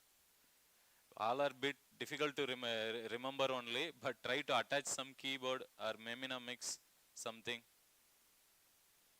Yes. So this is Saudi Arabia, RD. Yes, or doctor, you remember DR. Saudi Arabia, DR, SDR. IMF, we have SDR, right? In the same manner, you remember like SDR. That is Dammam and another is Ras Al Khair. So remember, one means another one you can easily identify. Because you know one more port in Greece is Parasius. And in case of Israel, Haifa. That you can remember. And in this, only 2 ports are actually corporate ports. Which are they? Can you tell me? One is Israel, I will tell you. Israel, that Haifa port is corporate port. That means what? Government, that is private port. Private port. In India also, among the 3 ports, one is private port. Which one? Mudra Pota. Both these private port are actually operated by Adanis. Mudra and yes, the private ports that are operated by Adanis, and in Israel, that is which one? Haifa port. That is also operated by corporate port, private companies. So remaining all the ports are belonging to government only. Yes. Yes. Now, in this project, so we have discussed some basic things related to that. So G7 is trying to provide grants to that. That's why this project is going to get benefited for India. And what are the major advantages that is of India, Middle East, Europe corridor? What are some of the positives and then negatives we will try to see. What are the positives you can say? First of all, it is providing digital connectivity. Yes. And it will actually, first one is it will improve the trade of India. Our trade, export, and then job creation. More exports, more job creation. So job creation will also happen. Second, for India, it is considered to be what? It will lead to increasing trade, exports. Again, it is considered to be countering the 2 things. One is countering China's which initiative? Belt and Road Initiative. Third one, it is also countering Pakistan's dominance here. Why Pakistan's dominance? Because Pakistan is actually through its location, it is trying to, which one? It is trying to not help India in promoting trade. Because of that we are facing problem. It is dominating it and it is not allowing India to freely trade with these Central Asian countries. And India is also not fully confident in implementing TAPI pipeline project or IPA, that is Iran-Pakistan-India pipeline project. So by implementing this project, it is considered to be like having a countering the actions of Pakistan also, because Pakistan has collaborated with which country? China, remember, that is what is this corridor? CPEC corridor, remember, it is also part of Belt and Road Initiative. And what is the port it is connecting? Everything forgotten, Indo-China relations. Gwadar port, I think, Gwadar, right it? So that is also the project which was done by China as part of Belt and Road Initiative. But what is the problem is, the China Silk Road, it is actually passing through which region? Parts of POK region.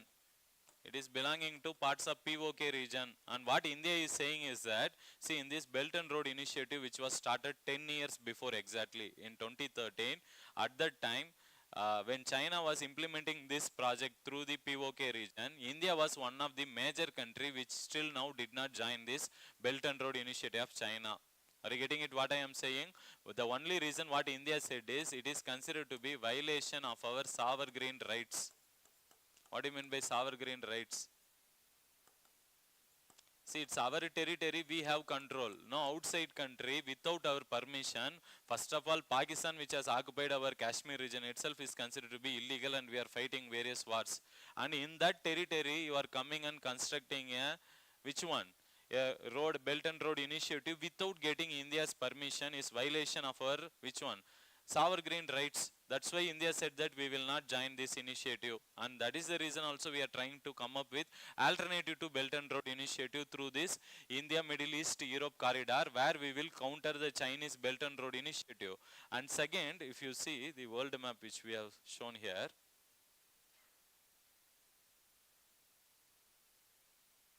yes, see, now what is happening is, most of the trade is actually happening through which region? Suez Canal, this is, yes, Suez Canal route only, no?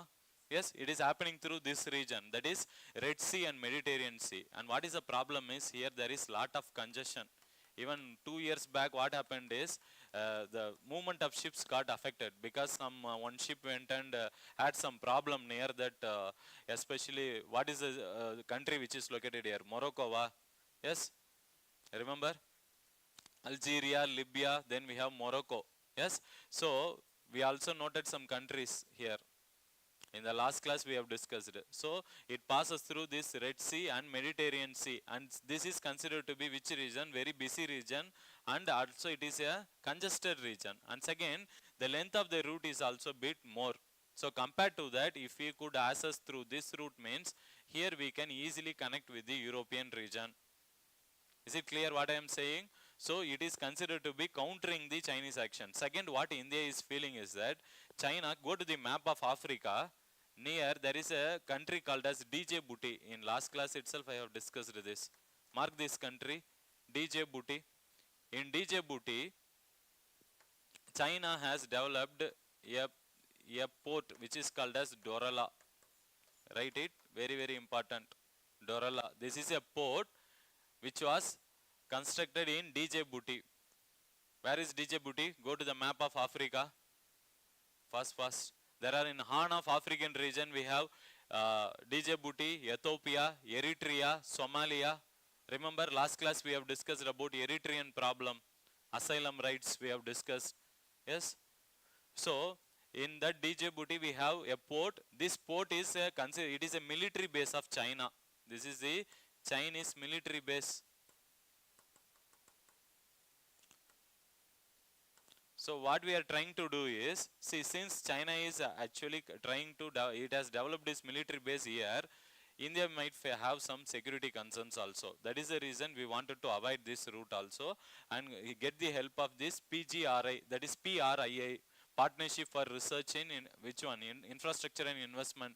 These countries, these initiatives help and we are implementing the project. So it is going to benefit India in multiple ways. Yes, so it is going to benefit. And what are the challenges? What are the challenges when it comes to India, Middle East, Europe corridor is, as of now, we have only signed something called as MOU. That is called Memorandum of Understanding.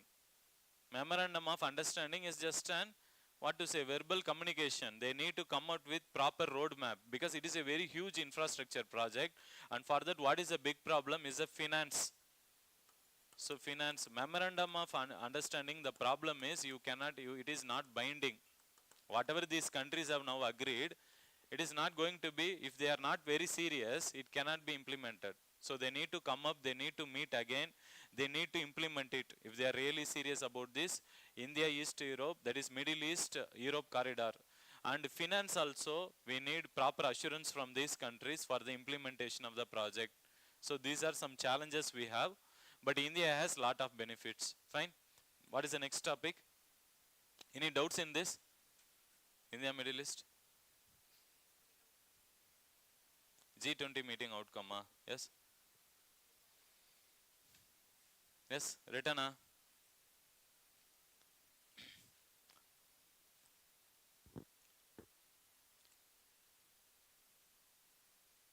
in yes, one? We are not, no, India has not joined Belt and Road Initiative. It is done through India's POK region. That is why India is not happy with this project. Yes. And second, we know the problem with China. They go and give huge loans at interest rate which these countries cannot pay. But India is not comparable to China. Because India is now going with the help of this PGRI, that is PRII, these countries help. Now we are going to implement which one? We are going to implement these infrastructure projects as a grants. Not only grants, we also in finance, one more challenge is, we are also getting, see that PRII, this initiative I said no. Here, this initiative fund they will be getting from government as well as from private sectors. And getting funds from private sectors is going to be challenging. Not from governments. Government has pledged it. So the remaining money which we have planned to collect from private sector, that might be a challenge. So we need to have proper course of action to implement this project. Fine? Yes, yes. Hmm.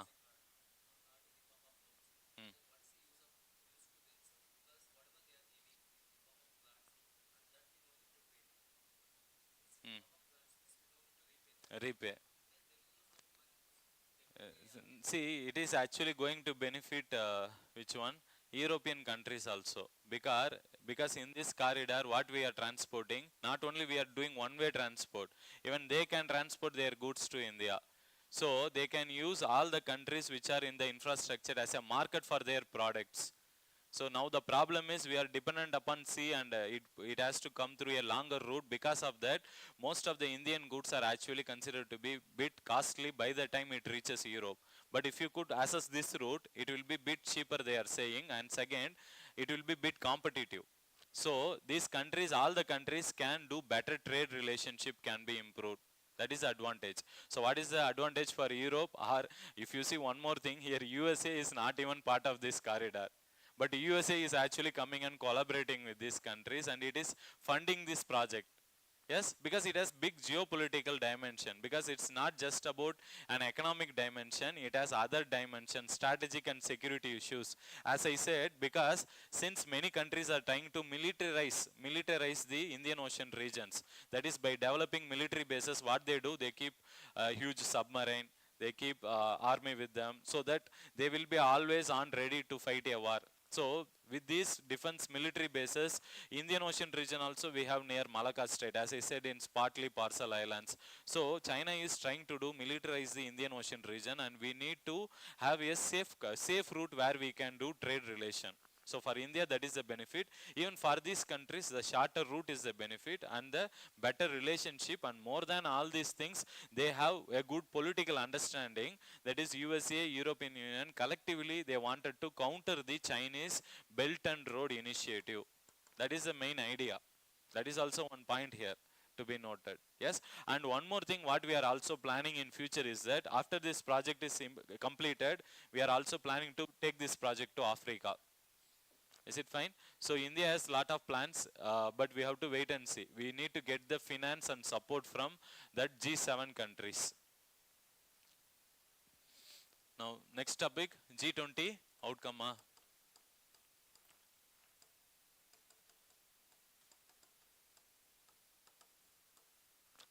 So last class we have discussed all the basics about G20. Now let's not go into those basics. Let's try to understand what are the initiatives they have done, what are the major outcome. The outcome is, first is we have came out with a declaration, that is New Delhi Declaration. New Delhi Declaration. And in this first point is we have now added successfully African Union as a member. Yes, that is adoption of or inclusion of African Union as member. How many countries are there in African Union? Yes, very good. So adoption of African Union as a, where is its headquarters? Nairobi. Remember where it is? Which country it is? Nairobi. Kenya. Yes, Kilimanjaro peak. You would have studied. That's also. Nairobi is UNEP. Then where is African Union? Addis Ababa, Ethiopia. See, we have done the mistake. African Union is Addis Ababa. Addis Ababa headquarters. And another one is which one? UNEP. UNEP headquarters only Nairobi. Kindly write it. Easy to confuse and get confused. But UPSC in prelims exam, they will ask you these basic things in statements.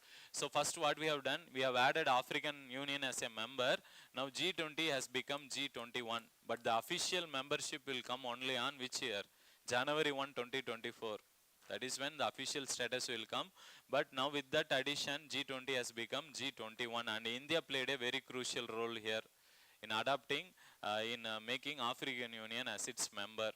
Yes, and we have also come out with a global biofuel alliance. Global biofuel alliance. Very, very important. It's an alliance of 9 countries.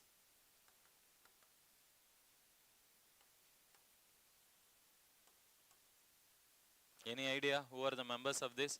Already we have covered this topic. We have not covered a biofuel. Remember, first generation, second generation, third generation. We have discussed biofuel, ethanol blending. Yes. So this biofuel. So biofuel means what? That fuel which we are getting from apart from these fossil fuels. That is from sugar cane and then various these agricultural products. We try to get this biofuel, generate this biofuel, and in particular the ethanol which we are getting from this biofuel from sugar cane can be blended with petroleum. And in India today we are having up to 20%. Yes, 20% is the target, but roughly we have around 11.2 or something I said. Yes, so we are trying to blend the fuel. For that we require separate engine. What is that? Flexi fuel. Remember, that was actually implemented in a much better manner in Brazil. Biofuel, if you see, in the world today, the first one is country which is producing more biofuel energy is USA. That's why USA is a member of Global Biofuel Alliance. Second, we have Brazil, and then we have Argentina. Right it? So these 3 countries. And then South Africa we have, Saudi Arabia we have, South Africa, Saudi Arabia, so 5, 3 plus 2, 5. And then we have India, Bangladesh, and Italy, and then Mauritius. 3 plus 2, 5, 5 plus 4, 9. So totally 9 countries. These are the 9 countries. And this is an initiative by India, Global Biofuel Alliance, through this G20 meeting. And high chances of UPSC asking questions in preliminary exam is more here in this topic, Global Biofuel Alliance. Yes, and among these 9 member countries, USA is the major producer. USA is the major producer of biofuel. If you see the order, first is USA, second we have Brazil, and then third we have, no, third is India. In this, India is also now trying to improve, because we have plans to look for alternative energy. We cannot completely dependent upon oil, oil and gas which we are importing from Iran, Saudi Arabia, Middle East countries. Because of that, our import bill keeps on increasing. So our country, in India, we are actually planning to generate more renewable energy also. Even in G20 summit, we have some renewable energy target. I will come to that. Now, these biofuel countries, these 9 countries, they made an agreement to generate more biofuel. Is it clear? So that's what this Global Biofuel Alliance is all about. And one more thing is, one more important outcome of G20 summit is, what are the other things you have noted? That is India, Middle East, Europe corridor. That also you write it. That is also an output of this meeting only. India, Middle East, Europe corridor. That is also an output of this. Yes. And it has also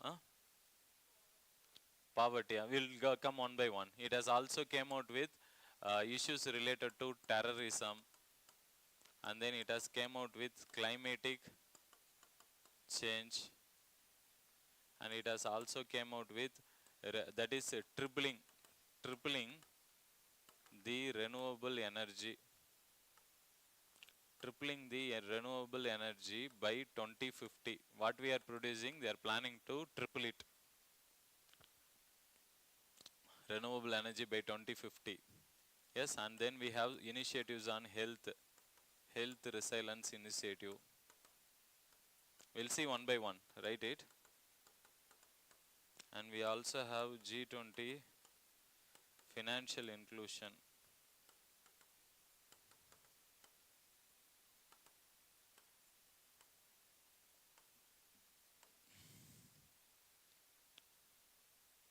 Yes. Yes. So first 3 things you know. Sustainable climatic change, it will come. Yes. So now we'll see one by one with respect to, first one is we'll see this health resilience initiative. In health resilience initiative, we are trying to promote something called as a concept of one health initiative. This is an initiative of WHO where this is One Health,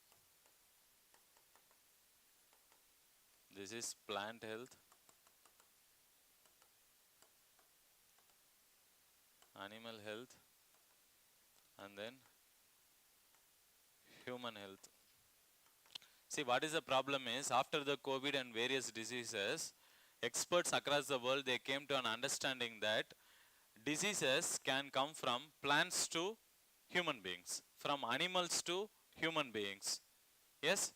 So, from human beings to these animals. So, it needs to be any diseases now that needs to be understood in a multiple perspective. That is, we have to consider its effect on plant, it affects on animal and human health. So, that particular multidisciplinary approach is called as One Health initiative.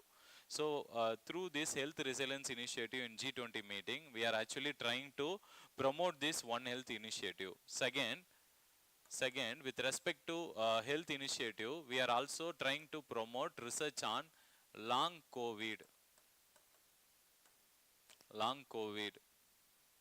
COVID we know. What will happen in COVID? The person will face serious breathing difficulties. Yes, suppose any person who is affected by a severe COVID, and later he recovers. Now again, whether there is a chance of him getting COVID is there or not? Is there, no?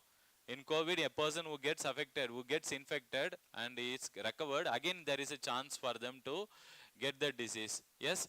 So those kind of persons who are having very like after getting repetitively, a long term health effects will happen. So what will happen is long term health problems will happen because of repetitive COVID. That is referred as long COVID. Or even many of them will be suffering from the problem. What infection they got, because of that their health will be affected for a longer tenure. Are you getting it what I am saying? And today in many countries people are having this long COVID symptoms. And many scientists are trying to find out the solution for the problem. And in G20, India has asked these countries to come out like an initiative, a solution for this problem, for the problem of long COVID. So that also we have tried to address it in this. And also we are trying to talk about that is the problems of hunger and malnutrition, to reduce the problem of malnutrition, hunger, poverty. That has to be reduced. So these are some initiatives with respect to health. In the G20 outcome, they have talked about it. Yes. And one more thing is with respect to millets, we have not included here. There is an initiative which is called as Maharishi. M-A-H-A, Maharishi. Write it, very important. Maharishi. That is millets. It is an initiative which is related to promotion of millets and its health benefits awareness. Because this year 2023 is celebrated as International Year of Millets.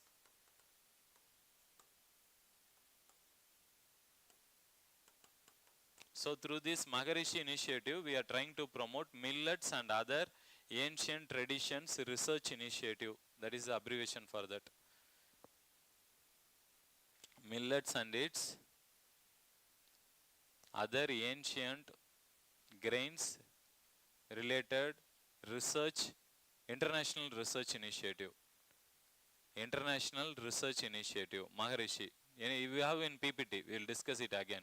Just write it, Maharishi. So we are trying to promote millets awareness among the people, because millets contains lot of micronutrients and that will solve the problem of poverty, hunger. That is the reason India is trying to promote. And what do you mean by financial inclusion? I have discussed a lot in economic class and current affairs also. What is financial inclusion? The financial services of banking, micro banking services like insurance, credit services, all these services should be available to the poor as well as the rich. Is it clear? It is not that just one sector is getting benefit, not the other. Here all the people should get the benefit. So this financial inclusion document, it has actually appreciated the financial inclusion which has happened in India. So now if you see in India, in 2008, our financial inclusion was roughly around 25%.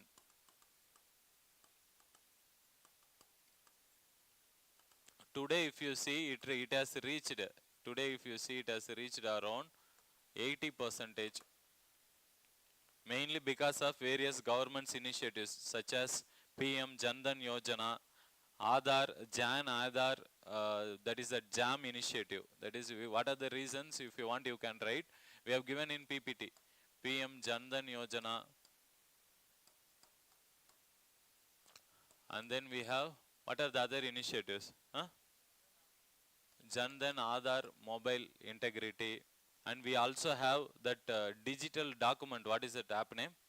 Digital document. DigiLocker. That is also DigiLocker. So various these initiatives has penetrated, has helped the people to use more of the financial services, especially the use of Jandan Yojana and the Aadhar. That made a revolution in India. That is why even the UPI, this is also India's innovation. Now we are actually using UPI to like send the remittances across the countries. Like with Singapore, we have started this now. We are now planning to extend this service across all the other countries so that the remittance charges will be less. Second, the remittances can be transferred in a very faster manner. Are you getting it? Currently, if they send means from other countries, it will take some time. Not immediately it will be reflected in your account. But if you do in UPI, it will be done instantly. Is it or not? So we are trying to promote this also. So in G20 financial document, in this document, they have appreciated India's financial inclusion. That is what this document is all about. And tripling renewable energy. Why we need to do triple the renewable energy? Because India has planned to achieve carbon neutrality. This I have said in last class. Remember, what is the targeted year? 2070. This is the targeted year for India. But global level, if you see, global level target is 2050. That's the reason they are blaming India, that you are polluting more, but you have kept the target which is very longer.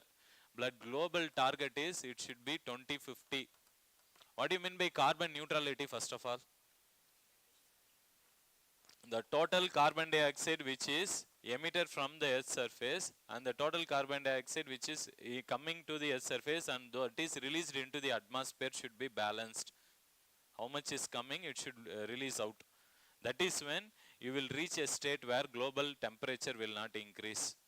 Is it clear? So we wanted to achieve this carbon neutrality, and how do you achieve it? By following various carbon sequestration process. Remember, last class I have discussed about carbon sequestration technique. Remember, what are they? What is carbon sequestration? Capturing and storing the atmospheric carbon dioxide underneath the ocean in volcanic rocks, so that this carbon dioxide will mix with any carbonate rocks and it will form calcium carbonate or other minerals. Is it clear? And even you can keep it deep under the ocean bed also, so that it will mix with water, and what it will form? Carbon dioxide plus water, carbonic acid. So we will try to reduce the impact of carbon dioxide, which is which is getting trapped here. So we will absorb this excess carbon dioxide and we will store it. That process is carbon sequestration. Yes, so India is trying to do that. Now since India is having a global target by 2050, not India, world countries, they are actually planning to achieve this neutrality by 2050.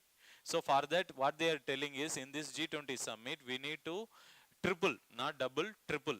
So currently how much we are producing, we need to triple. So what are the renewable energies? Solar, wind.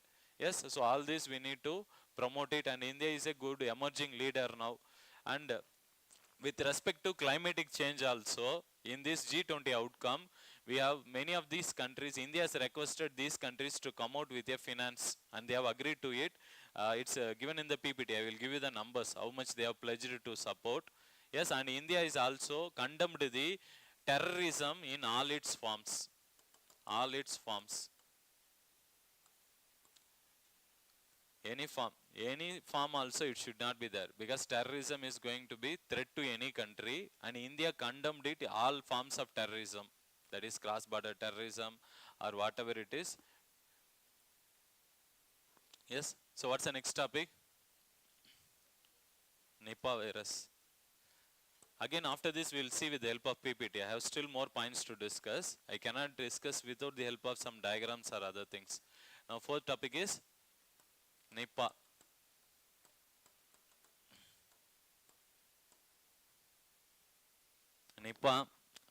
Nipah virus was first originated in which country? Malaysia. Which year?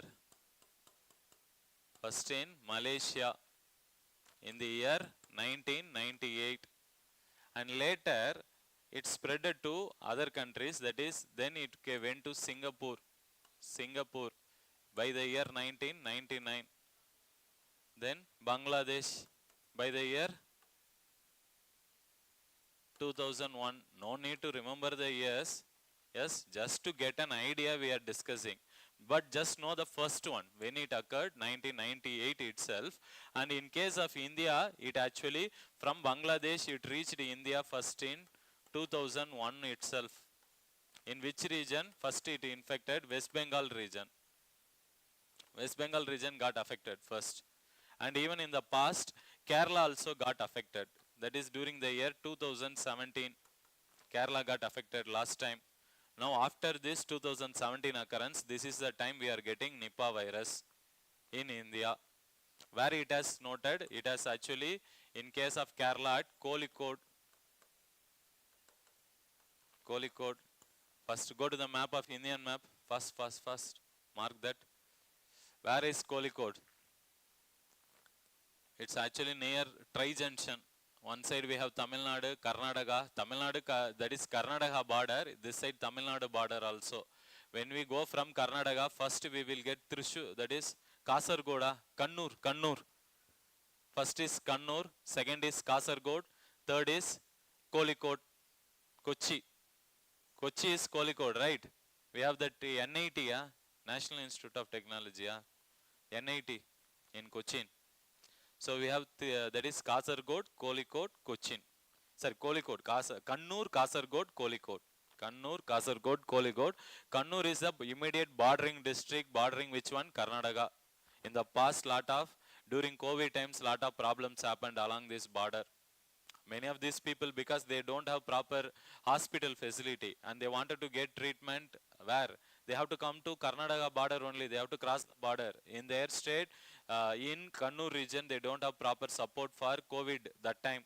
So their vehicles were stopped and lot of problems happened during COVID times.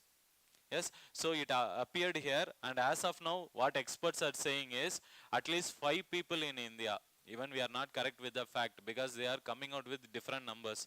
But that has not crossed 10 till now. At least it has not crossed double digit. But 2 people have died till now in this Nipah virus. Is it or not? Have you observed? So this Nipah virus, when it first formed in Malaysia, it has been named as Sungai Nipah.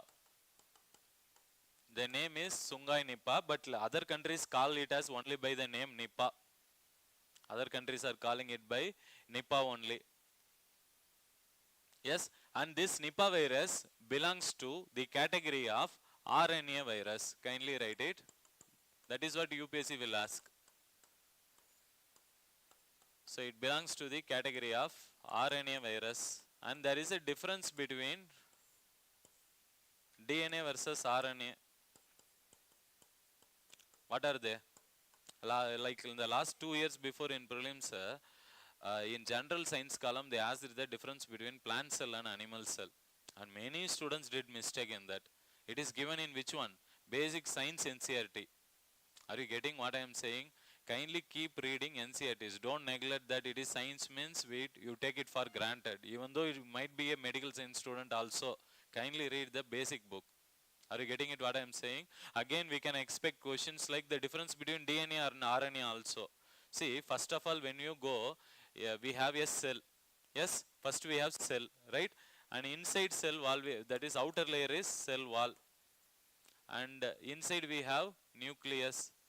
And then we have something called mitochondria. Then we have cytoplasm. Then we have ribosome. Yes, and various others also. Now, but the most important among them is the nucleus. So within cell we have nucleus, and inside the nucleus, if you go, we have chromosome. And inside chromosome we have this DNA. Kindly note it. Where it is located? DNA is located inside the chromosome. Yes.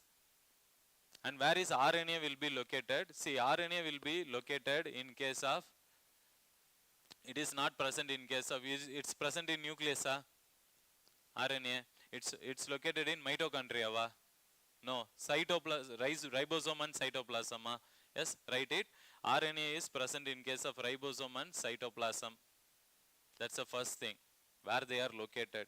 Second, if you see their structure, that is, DNA will be located in a double helical structure. This is how it will be. But RNA will be just one layer. Just one layer. So this is double. This, since its curve is there, no, we call this as helix. So it is double helical structure. This is single. It is made up of deoxyribose sugar. This is made up of ribose sugar. And one more thing is here, what we should understand is DNA, the main function of DNA, it is the storage of genetic information. Yes, and that genetic information can be stored for longer time, long term storage of genetic information. Here it is mainly used for protein synthesis. RNA is mainly used for protein synthesis.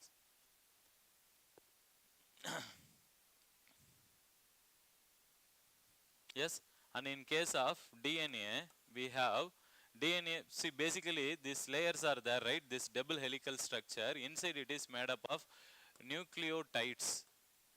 Nucleotides. What is mean by is they are made up of some sugar particles. We call them as nucleotides. That is by the name adenine, thymine, guanine, cytosine. Adenine, thymine, guanine, cytosine. In case of RNA, so this is DNA. In case of RNA, it is made up of adenine. Instead of thymine, here uracil will come. That's all. Remaining are same.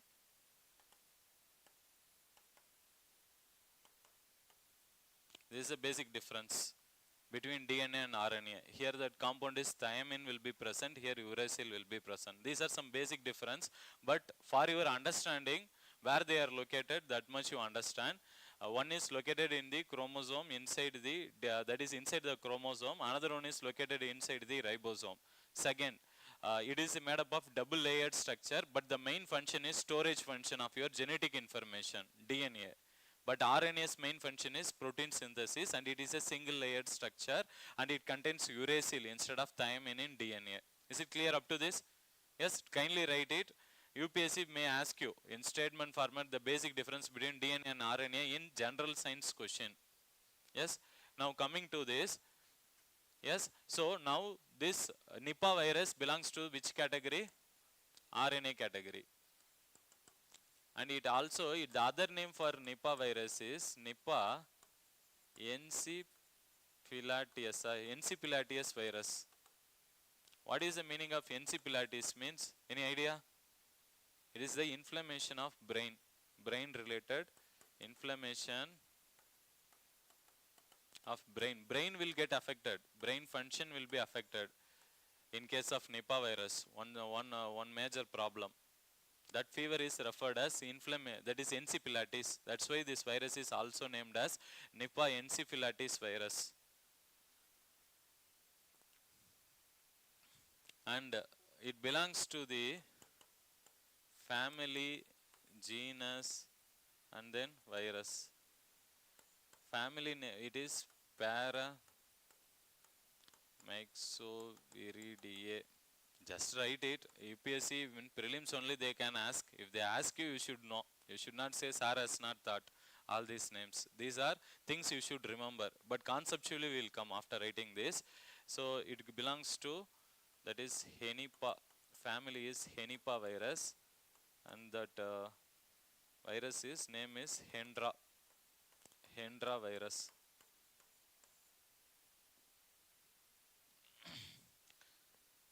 Family name, genus name, species name. In botany, zoology you would have studied botany, zoology.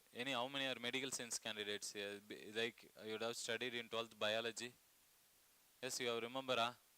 Yes, family name, genus name, will be studying. Yes. So this Nipah virus, the major problem is this Nipah virus, we are still not knowing what is the origin of this virus. What experts are saying is that through their understanding, when it was first reported in Malaysia,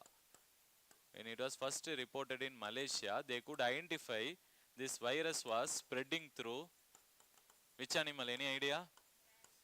No, first it spread through domestic pigs. First it was identified in pigs. That's a controversy I'm telling now. But actually if you see fruit bats, like in case of COVID also, this only they said. Fruit bats, they are considered to be the reservoir of this, which virus? Nipah virus. That means what?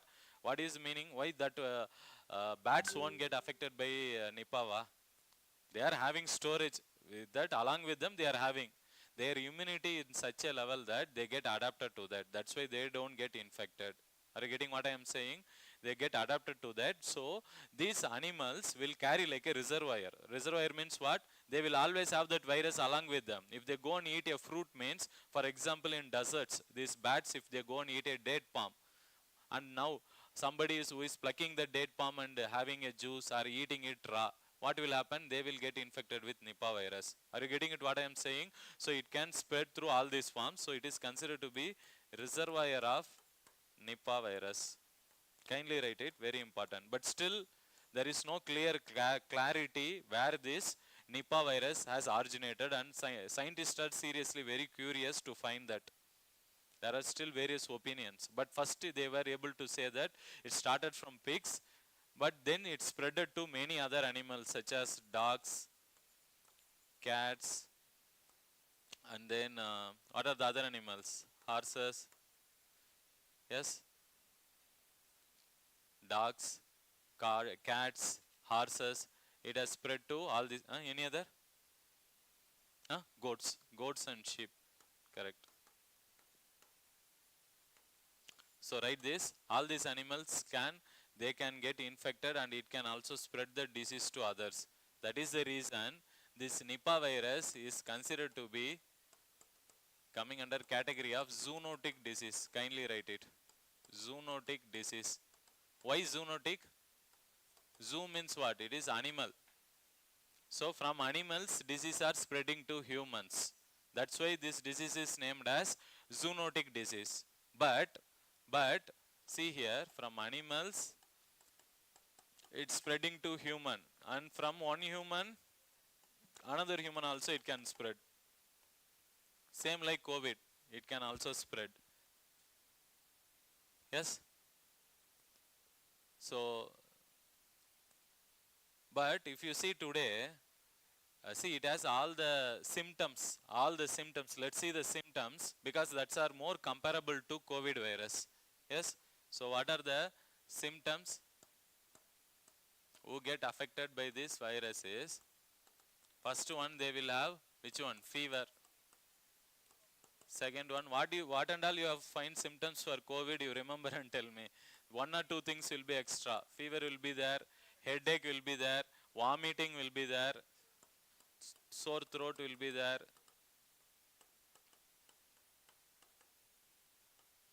and then breathing difficulty will be there.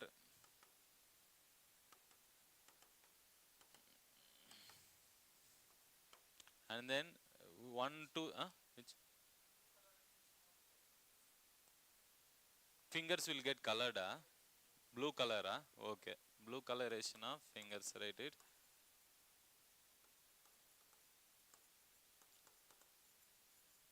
And then, what are the other problems? It can also create muscle pain, and abdominal pain. Yes, and it can affect your brain. That is inflammation.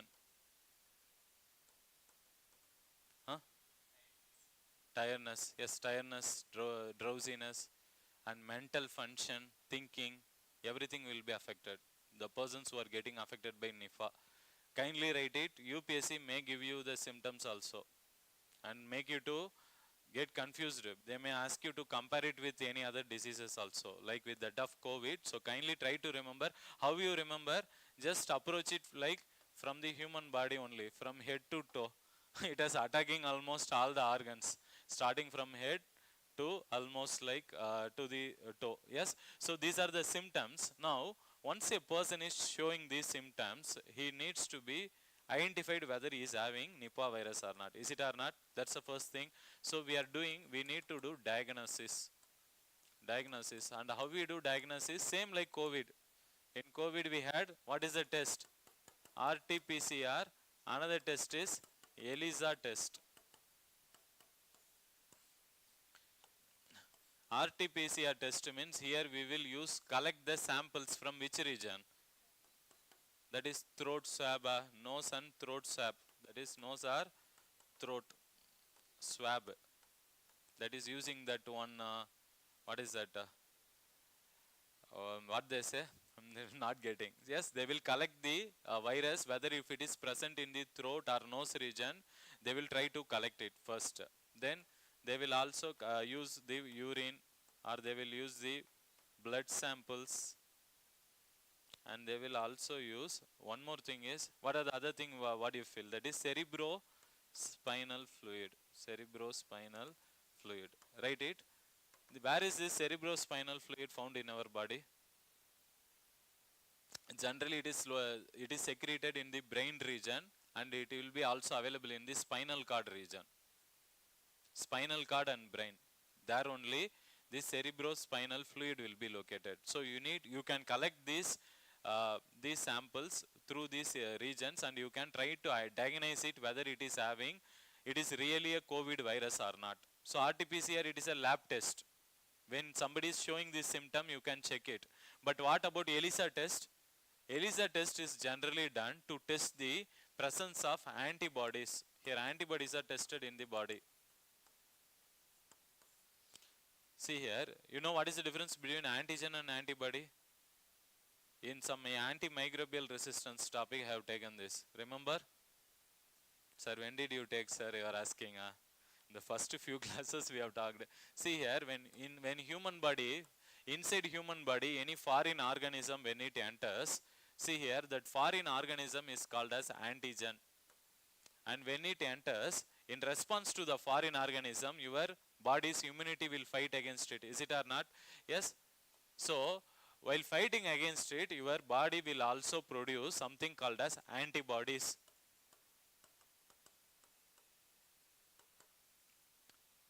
Clear? So this will make sure that if your antibodies have better immunity, suppose imagine Nipah virus has entered the body, and immediately a foreign body as particle has entered, any organism entered, means your body immunity will respond to that, and it will start producing antigens, and they will fight against which one? Antigen. These antibodies will go and fight against antigen, and in that process, if your body is having more immunity, means then what will happen? These antigens will be destructed, and you will survive. Suppose if your body is having less immunity, means then what will happen? That person will be getting symptoms and affected by the virus. Is it clear? That is the concept. Now in ELISA test, what we do is, see, we randomly go and we will test the person, so that in their blood test or other things, when we do that, we make sure that in his blood whether antibodies are present or not. And we will check for the particular antibody. For example, in case of COVID, we had an antibody called as IG. Then that antibody we will particularly test in his body sample. If it is present, means what does it indicates? In the past, this person might have been infected by COVID. Are you getting it? In the same manner, in your body, suppose if only these antibodies are present, we have tested it, they have found that the antibody, means what is the meaning? In the past, this person might have got affected by Nipah virus. Is it clear? Are you getting it? What is the meaning? It's like indirectly getting to know how much people has been affected by a particular virus. Is it clear? This test is mainly for what? To do at the diagnosis level. Startingly, you are having some fever. Let's see whether it is COVID or some other normal fever. Is it clear?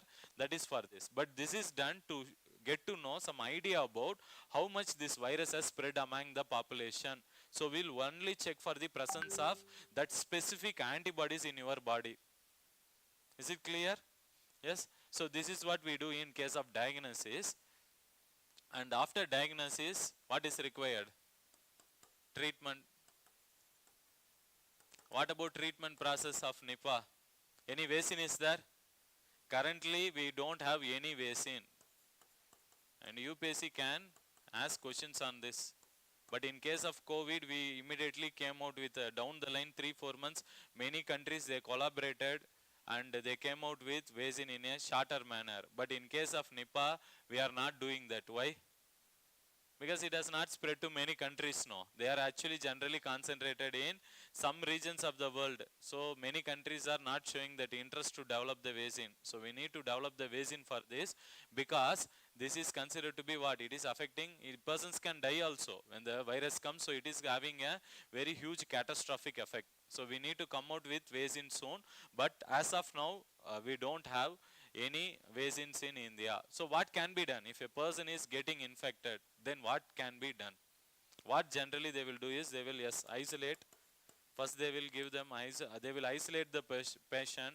They will ask them to take more water, that is more water will be provided, and they will suggest them to go for more rest, more rest. And any other? What we do for COVID then? Same thing only now. Initially, what they said is for a time period before vaccines were coming, in hospitals only they were actually giving, which one? Without having any vaccine, they were giving the treatment. What they did? They gave paracetamol for a long time to the COVID patients. Yes. So same manner, we have to, for the fever if they are having, you have to give fever tablet. So you need to make the person feel comfortable and make sure that his immunity improves and comes out of this virus. And there are some prevention techniques also. How you can prevent this Nipah virus?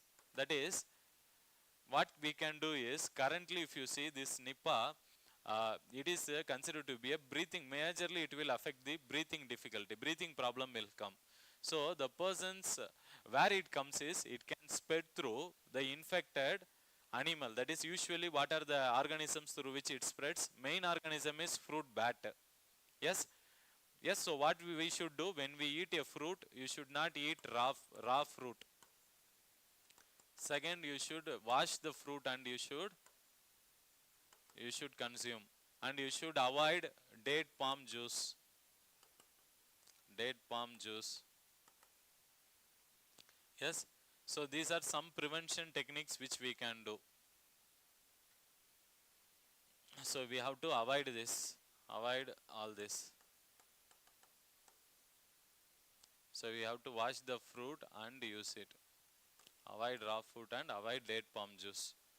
Yes, these are some prevention control techniques we have, but we don't have any medicine for this. And when we compare this Nipah virus with that of COVID, what is the difference?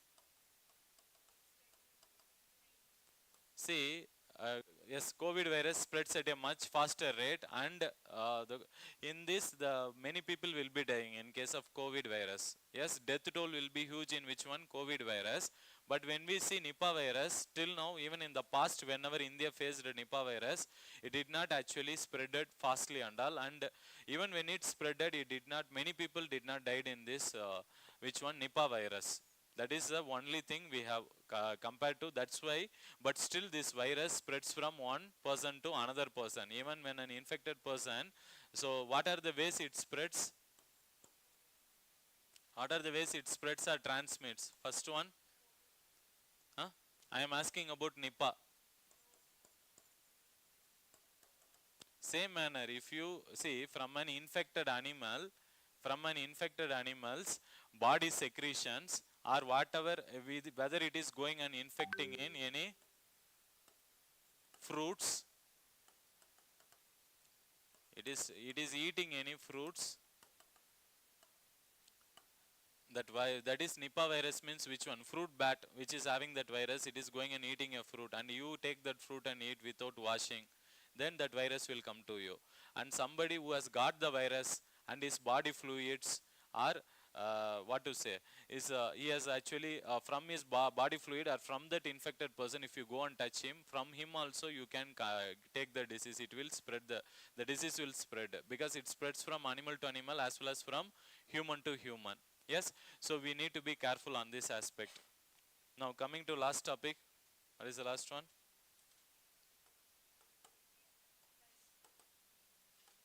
Libyan floods. Libyan floods. See, they are saying, where is Libya first of all? Go to the Africa map. Fadafat, come on, fast. What is the capital of Libya?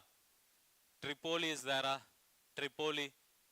Libya comes under which sea? Which is the sea which is bordering Libya? Red Sea or Mediterranean Sea? Mediterranean Sea. And Libya is also famous for oil. It is one of the oil producing countries of Africa. But what is the problem is, whatever money they have earned in this oil, they have not used it to invest in their road, railways and other infrastructure. Because of that only this year, Libya faced a historical flood, they are saying. The three primary reason what they are saying is, first one is extreme weather. Extreme weather. Then what are the other reasons they are saying? That is its locational problem. That is locational problem or location, because of its location, where it is located. And third thing is because of the crumbling infrastructure. Management administration, we will say crumbling infrastructure. These are the three primary reasons. Why extreme weather? Because of the impact of climatic change. Now climatic change impacts are very visible.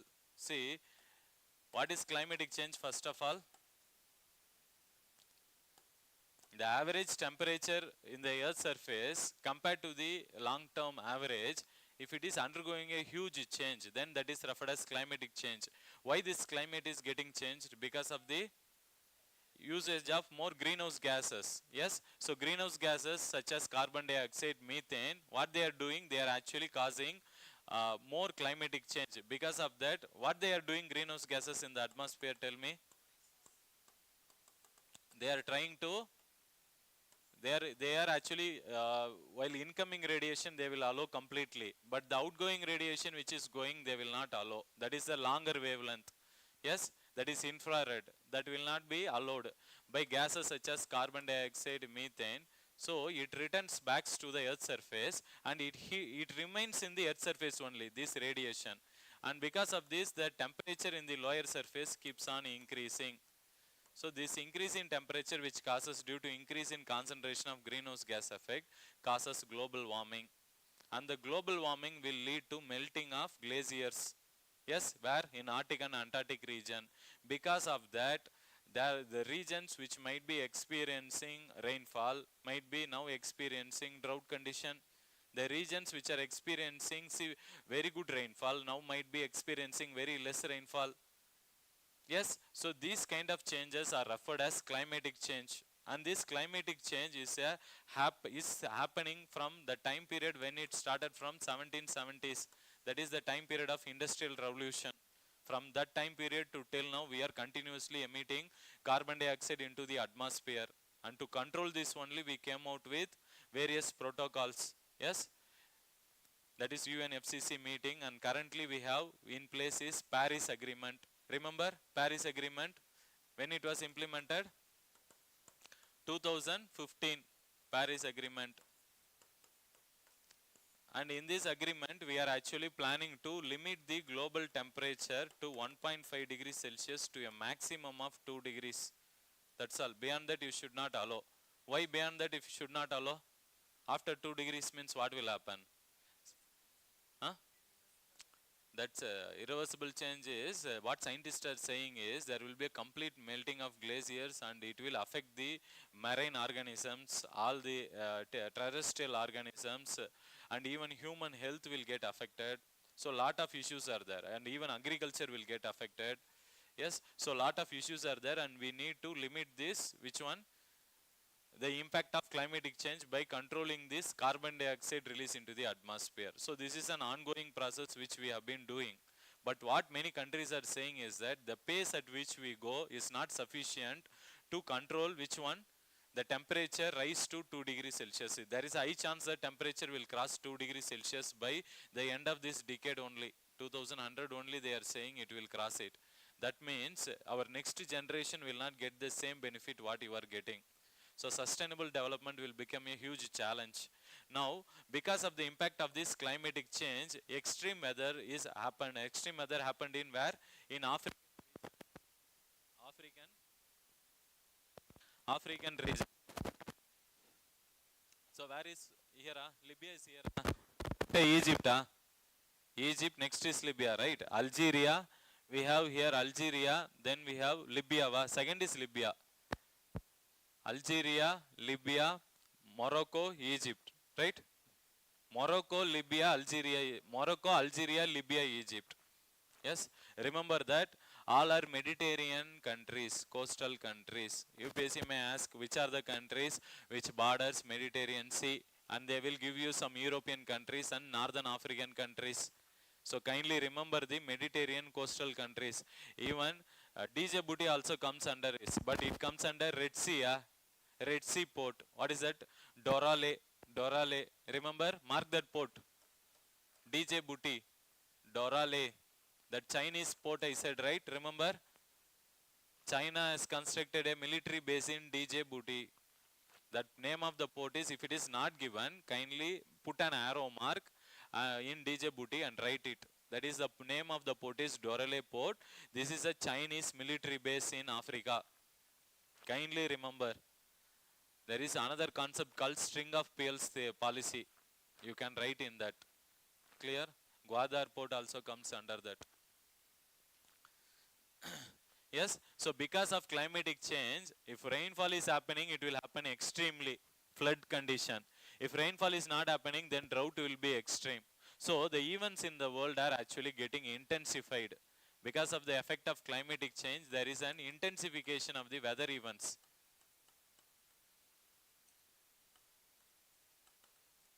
If you get rainfall, more rain. So historical floods came in Libya mainly because of the impact of climatic change. Suppose for example, if you are writing a geography question on climatic change, you can include Moroccan, that is not Moroccan, Libyan floods. Libyan floods as one of the examples for climatic change impact, practical impact. Are you getting it? Everybody has verified that Libya is going through, it is because of the impact of climatic change. That is one reason why that Libya has faced historical floods. Second, its location. It is actually located somewhere near the bottom of the, that is a valley. That is bottom of the hill. Which one? That city. That is some Lena city or something. Darna or Lena. I will tell the name of the city. Derna.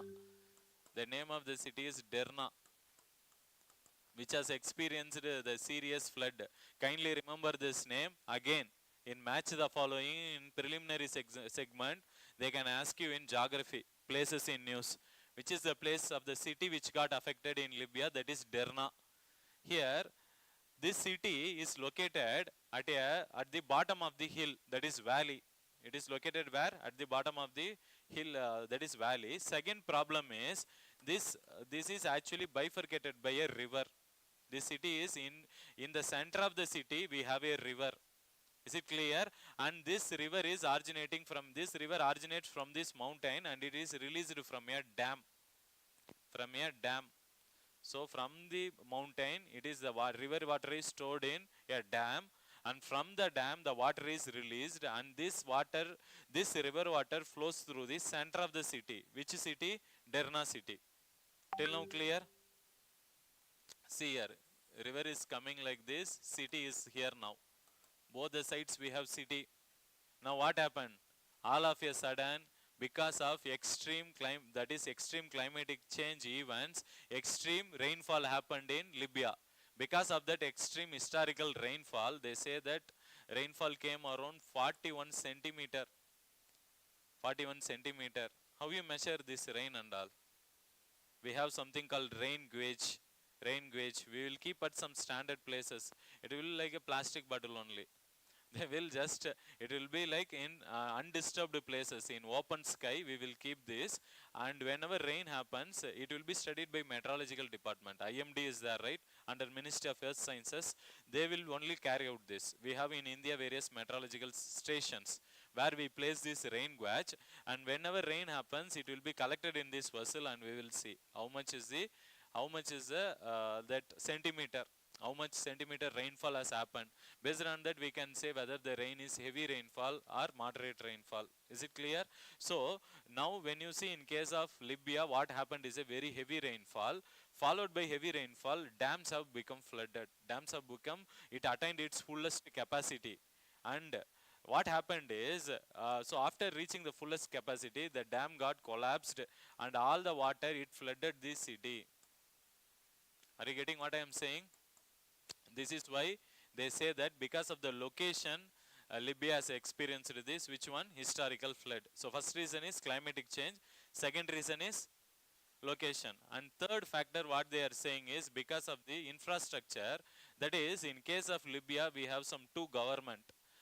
that is one government is the ruling government which is internationally recognized.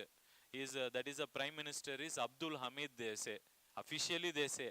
But within the country there is one more person who is also claiming Prime Ministership.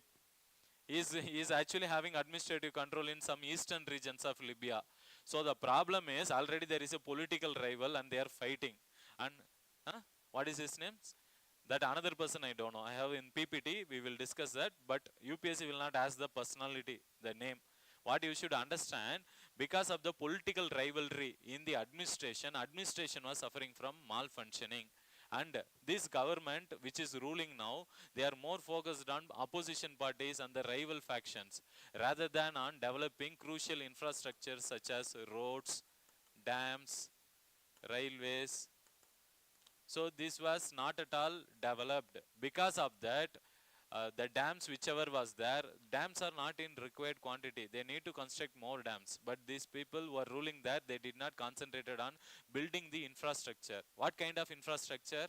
Let it be like physical infrastructure. Even on the other side, they also did not have the technology. What is the technology you require? That is advanced warning system. Advanced or early warning system. The problem with Libya is that they did not actually have the latest early warning technology which India is having. In case of India, we have even tsunami early warning center. Yes, Hyderabad, especially after the tsunami in which year? 2004. 2004, right? 2004 in the Indian Ocean region. So after that, immediately we established that center in Hyderabad. So, but if you see in case of Libya, they are still, see, they are getting plenty of oil resource. They have plenty of oil resource. They can export and they can earn huge foreign exchange reserves. But these people who are ruling there, they are not focused on administration. They are not focused on building infrastructure. They are full-time focused on handling the opposition rival parties. The another person who is handling who is assuming that he is the prime ministership. So there is a fight which is going on. Because of that, administration collapsed, and the people, when the Libyan flood happened, the government was not able to do any proper measures to safeguard them. Is it fine? Yes. So a lot of people have died. Around 5,000. Huh? So many people have died in this Libyan flood. And there is one more is also Morocco. They have experienced earthquake, neighboring. Just go to that physical map of Morocco. You have something called as Atlas Mountain. Can you see? Atlas Mountain. Kindly mark it up. Already UPSC has asked a question. Since this year earthquake has happened in Morocco, they may ask you again. So just mark it. Atlas Mountain. Yes. Now we'll go to the PPT. We'll see all the topics one by one.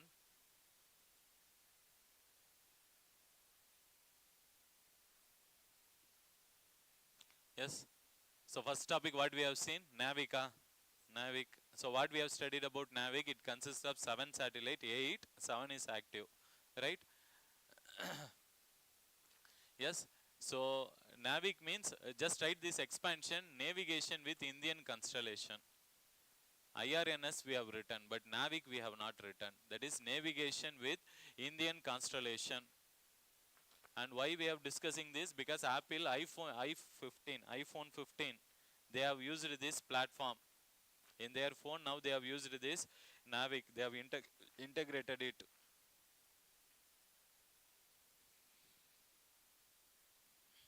Yes, and for this our government is giving, what is the scheme? Additional incentives through production linked incentive scheme. Is it clear? Up to this we have discussed. Yes, and we are using what frequency here? L1 frequency, which is used in GPS also. Remember I said, yes. So the L1 frequency is the commonly used in which one? GPS. Same one we are using it here. That is L1, L5 and S. So it will enhance which one? Interoperability with other satellite. You can use both GPS as well as you can use NAVIC also. That shifting will happen. Is it clear? That is the main advantage here. And second generation, that's we said no. That is that L1 frequency. Just understand. That much is enough.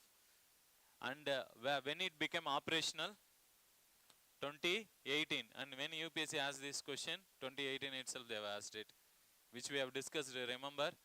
Yes. So it will provide accurate real-time service. Why accurate? Because of that usage of atomic clock. Yes. Go and read today. Yes. Go and read what is the meaning of atomic clock. It's in physics you will study. Based upon the decay, we will measure that time based upon the properties of that material, that mineral which we use. Go and read that in science book it is given. 10th standard or 11th standard, how will you measure time? How will you measure weight? How will you measure force? Like that we have some basic concepts in physics book. There they have mentioned this. But UPSC will not ask. But for your curiosity, kindly go and do that. And here we consist of 7 satellites. Yes. And we have total how much? 8. Out of that only how many are active? 7 are active, which we have discussed. And this thing you note it, I have talked about International Maritime Organization. With that they have recognized this particular service to be used in Indian Ocean region. What is that? Is worldwide radio navigation system. So as part of worldwide navigation system, Indian, that what service we get in Navig, no, that can be used by fishermen who are going in Indian Ocean region or any other countries also who are in the South Asia, they can use this. So because it has been recognized by international organization itself. When we created in 2018, within the next 2 years they have recognized it. So it can be used for 3 navigation purposes. What are they? Terrestrial navigation, aerial navigation, marine navigation. And what are the uses? So we have talked about terrestrial, aerial, marine. We know disaster management already we have discussed. It will help in our prediction of flood and other things. And vehicle track we have discussed.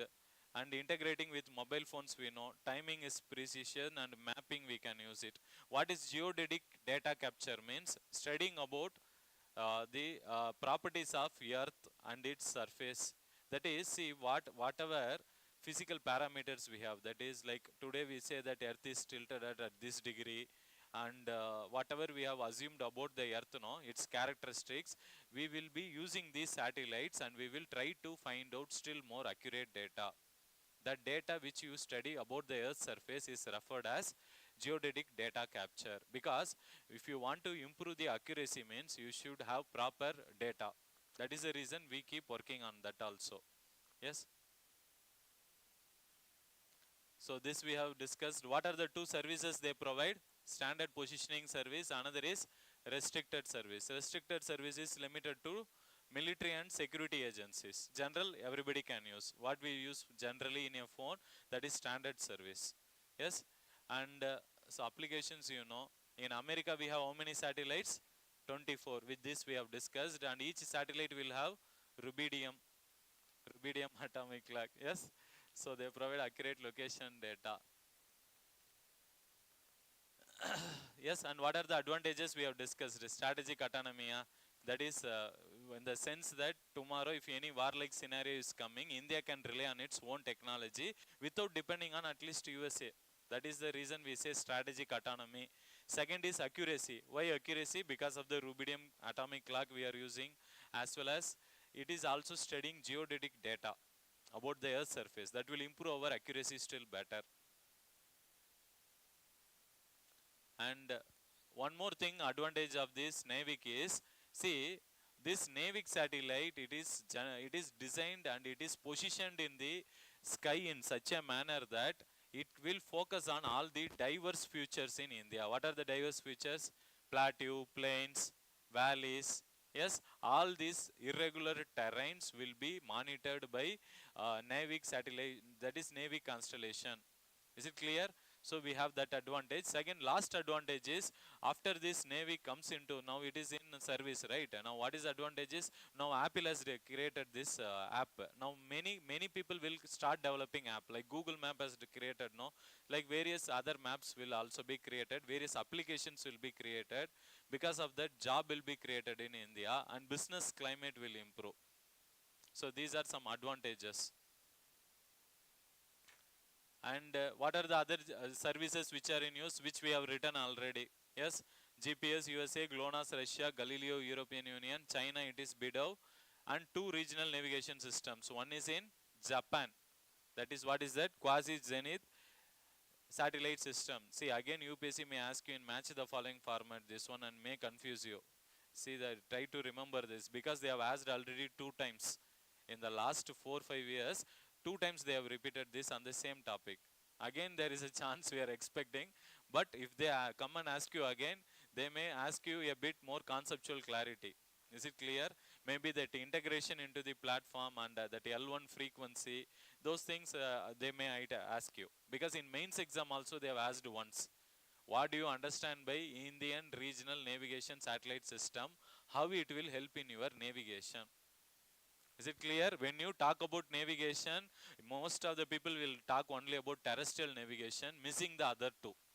But if you put a subtopic for 3 headings, then you will get maximum mark. Understand?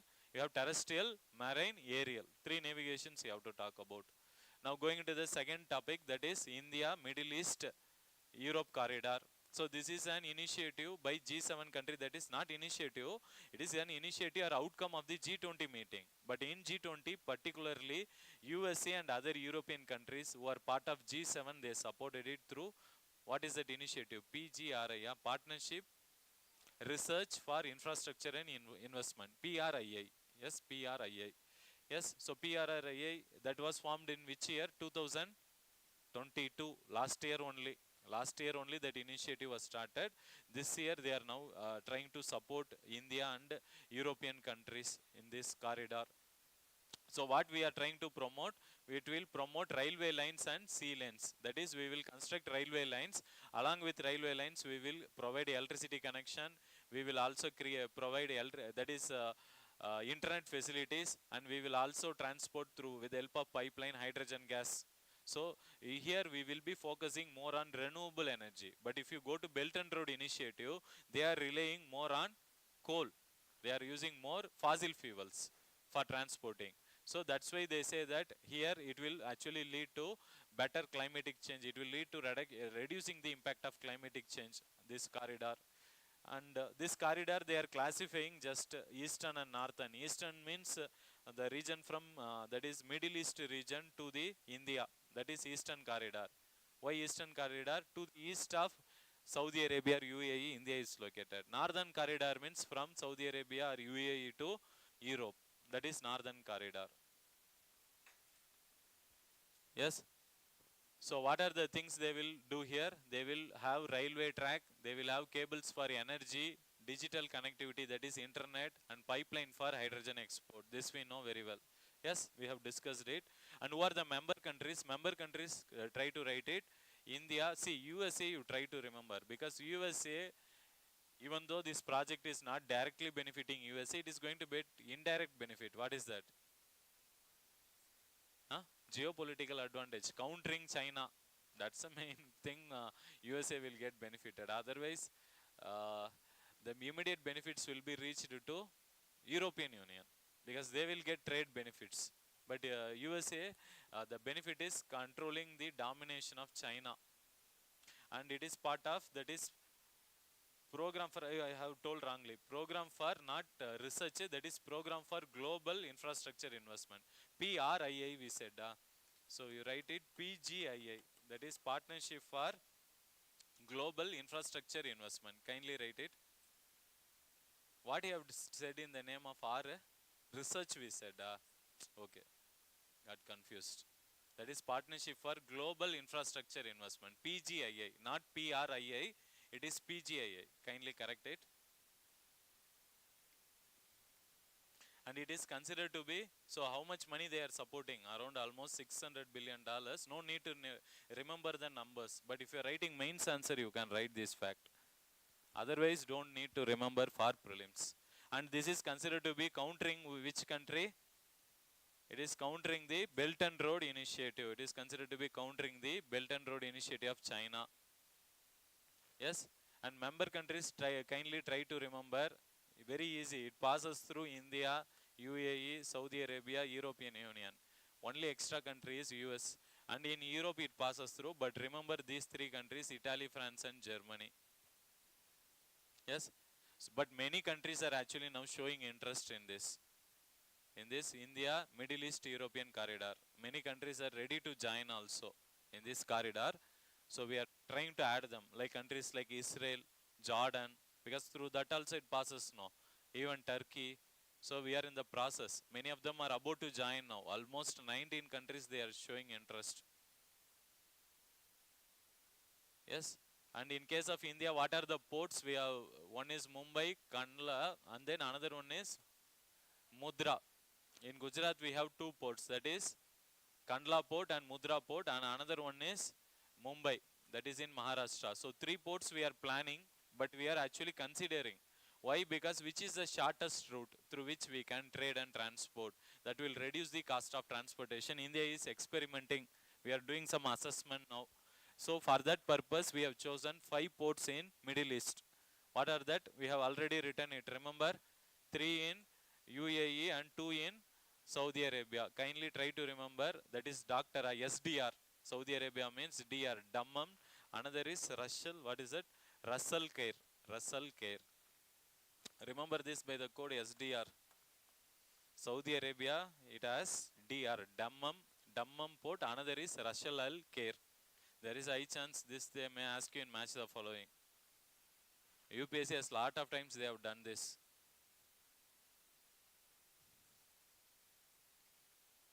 Yes, so this we have already noted. Yes. And what are the advantages? It will counter not only China, it will also counter Pakistan, and it will give geopolitical influence. That is India and other countries, apart from China, they will get a good, a goodwill among these countries where we are doing this infrastructure. And it will also lead to stability. Why stability?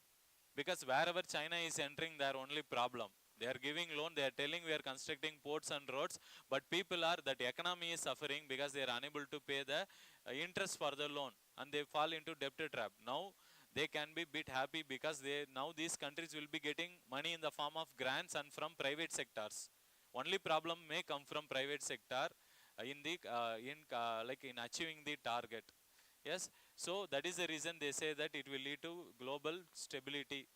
And then one more thing is, it will improve the relationship between two countries. One is Israel and Saudi Arabia. Why? What is their connection between these two people? First of all, why these people should fight? See, you know something, go to the map of Middle East. Fast. Middle East, West Asia. Go to the map of Israel. Map of Israel.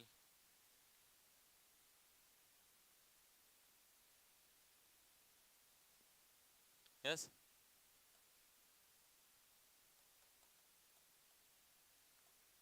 Within Israel, we have West Bank is there. Name only West Bank, but it will be located on eastern side. See that? West Bank is there. Go to individual Israel map. It's not given. Use Orient Black Swan Atlas. What atlas you are using generally? World map, Orient Black Swan is the best. Oxford, that is. Oxford is good for Indian map only. Orient only, no? It will be given. See that? Israel. Can you see at least Palestine? Huh? West Bank. Yes?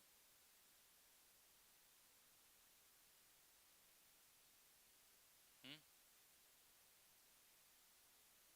See, within Israel, there is a problem which is happening. That is, there is a state of Palestine. And who are these people? These people, they belong to Muslims. And under Muslims, we have two categories.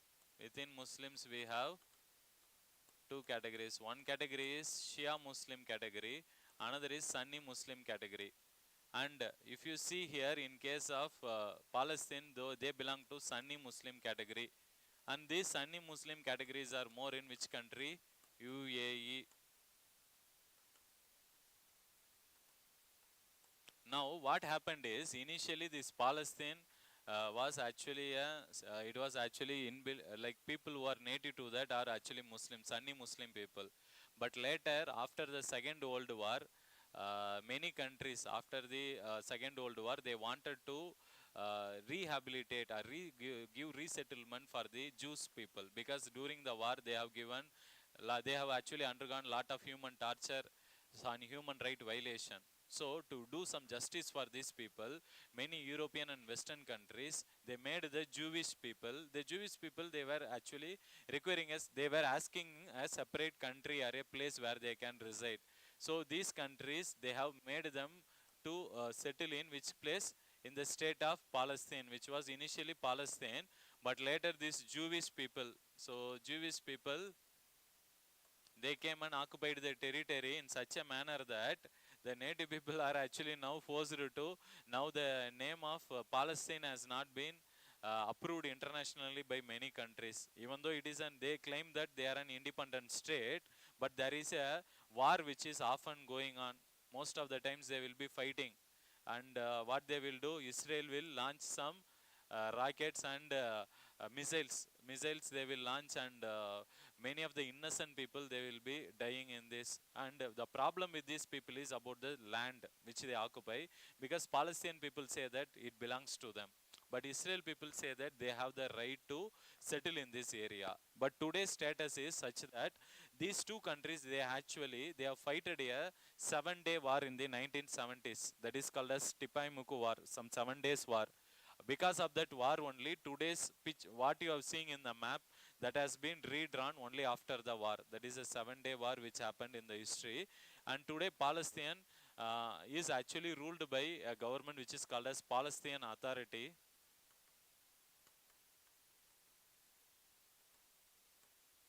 And there is one organization in Palestine that is referred as Hamas. Hamas. And these Hamas are the people who actually violently who do fighting with whom? With the Israeli militaries. And due to that reason, the Israeli government has named this Hamas under the category of terrorist organization, because they violently attack the people. Same manner how Israeli government is attacking the Jewish, that is Palestinian people, in the same manner who is fighting on part of Palestine, it is this Hamas organization, but it was considered to be a terrorist organization because of its activities, the kind of attacks it has carried out. And in this war, if you see, the countries like USA, they actually support which country? Israel. Why? What is the connection between this Israel and USA? Connection is Jewish only. In case of USA, if you see, most of the Jews, they actually work in the, they are working as scientists and in medias, most of them, in the medias in Western countries. And these are the peoples who actually contribute articles about the leaders. And whenever USA government, if it is taking a stand against the Jews means, then Israeli government will oppose them. Are you getting what I am saying? Because Jews are a dominant community in Israel, and some of their communities are very affluential. That is the reason even during history why Hitler attacked particularly Jewish community. Because compared to other communities, these people, they will study, they will have a good learning ability. And many of them, even Albert Einstein was a Jew. You know that? Yes, and they have not only good, they actually went for good education. Second, they were economically more prosperous compared to other communities. They were able to grow very faster economically. So it made Hitler to get angry. Upon that, what Hitler thought was, it is because of Jews only that we lost the First World War. So due to all these reasons, Hitler targeted particularly Jews. And after the Second World War, they have reshifted them here. But here also, they had a fight with Palestine. And today also, this fight is going on across these regions. And who are the countries who are supporting Palestine means, it is these Sunni Muslim countries who support them. Are you getting it? Are you understanding what I am saying? There is a problem between Israel and Palestine. Because of that, world countries get splitted. Are you getting it? Even today, if you see, India is supporting for the peaceful, that is formation of Palestinian state. India stands with Palestine in this issue. We always support for the democratic rights of Palestinian citizens. But many countries, Western countries, they will be supporting Israel. Why? Because Israel, these people, they are attached with many high influential positions in USA. Because of that, their vote bank politics will be going. If somebody is, anybody who is standing for USA presidential election, who is taking a stand against Israel or against Jews means it's very difficult to win. Are you understanding what I am saying? That is the reason these countries support Israel. And in that Israel, because of the problem between Israel and Palestine, there is a problem between Israel and UAE. Are you getting it what I am saying? Why? Because they get commonalities religion. Yes? So they consider that their enemy as Jews. Understood? Yes? So now coming here, now implementing this economic corridor, it will pass through both UAE as well as Israel. And they will be doing more trade. People to people contact will be more. So they are saying that the relationship will improve between these two countries. Yes?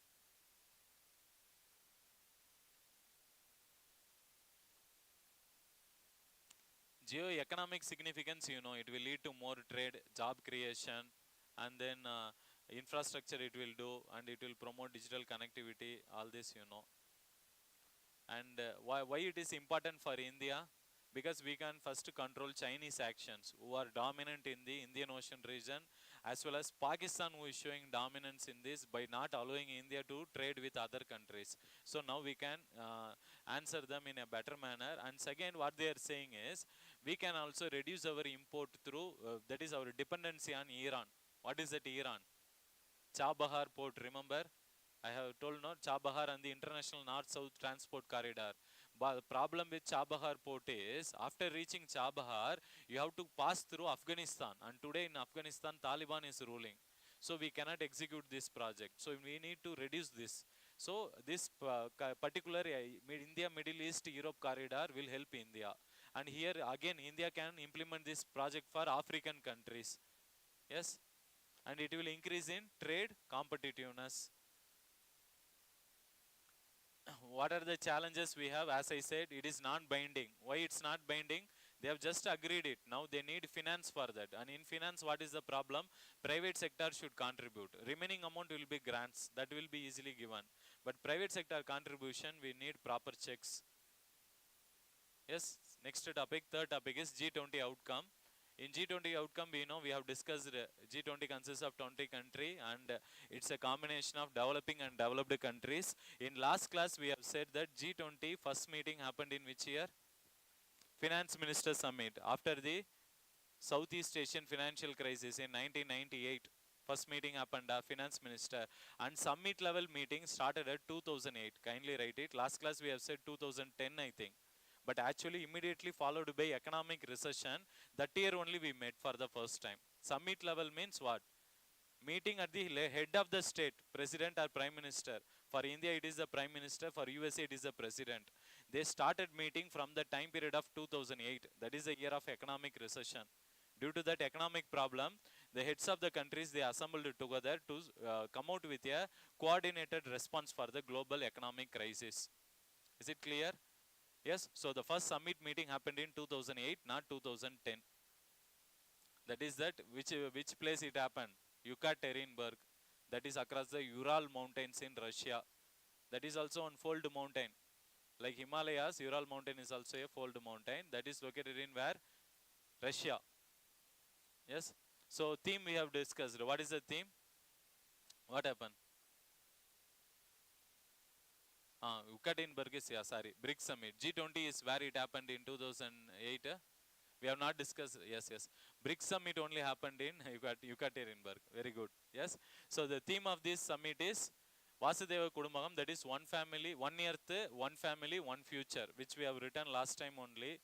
Yes, so we have reached so many consensus. Now we have added African Union, which consists of how many countries? 55 countries. Next we have formed the Global Biofuel Alliance, and here India is one of the founding member. Totally how many countries are there? 9 member countries. Yes, we have written all the 9 member countries. And who is the major producer of biofuel here? USA. Second is Brazil, and third comes is India. Yes, Brazil, if you see, this flexi fuel now India is talking about. What is flexi fuel? Your engine is having, it will function on both electric vehicle as well as on which one? On ethanol blending. Both it will function at the same time. That is referred as flexi fuel, which we have discussed 2 class before. Yes. So Here, in case of Brazil, they have made lot of innovations in these flexi fuels some 5-10 years back only. There, if you see, the ethanol blending is much higher compared to India. India is still in the 10 to 11% level. We are targeting at least 20% should be achieved. Yes. So if you see here, G20 invited countries, this you don't need to remember. No need to remember. It is complicated. Just try to remember the 9 important member countries. No need to remember invited countries and all. And what are the other outcome of G20 meeting? It is a financial inclusion where we talked about Prime Minister Jan Dhan Yojana, that is Jan Dhan Aadhaar, mobile. Yes, and what is the financial inclusion rate in India now? That is right it. So here it has from 25% in 2008, it has crossed 80%. That is why now many world countries are appreciating India in the G20 summit because of the financial inclusion which India has achieved.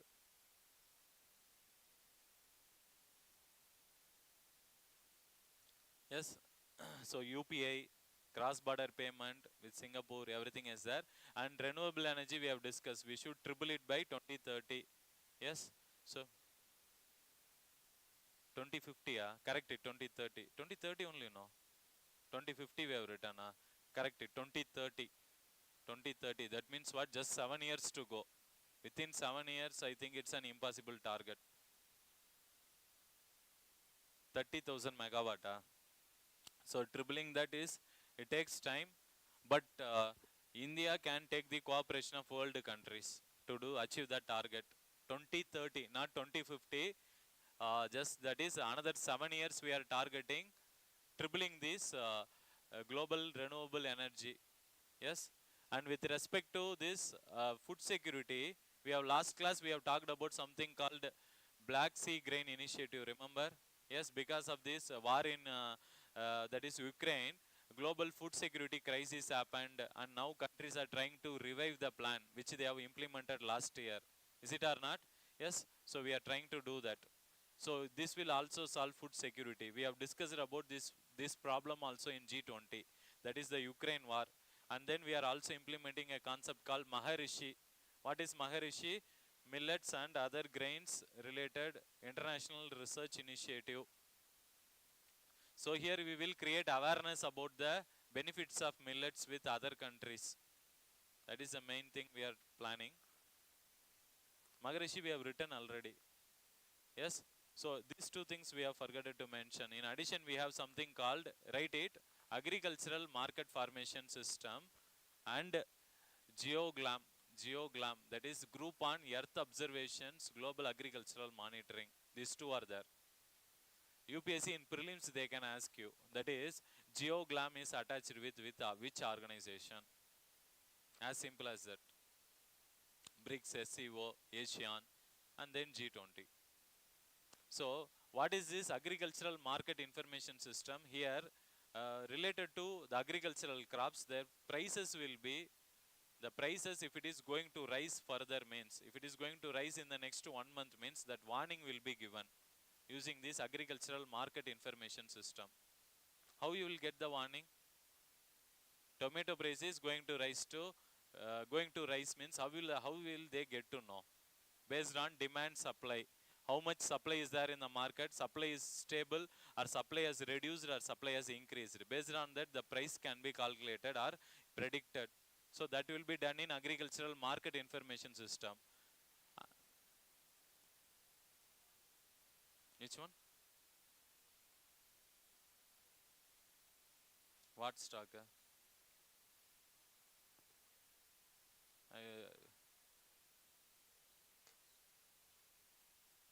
That is Essential Commodities Act, no? Stocks you are saying, no? How much you should keep it? During price rise, wholesaler should not store beyond a quantity. That is covered under Essential Commodities Act, and it is a criminal offense if they, and fine can be imposed on them. Yes.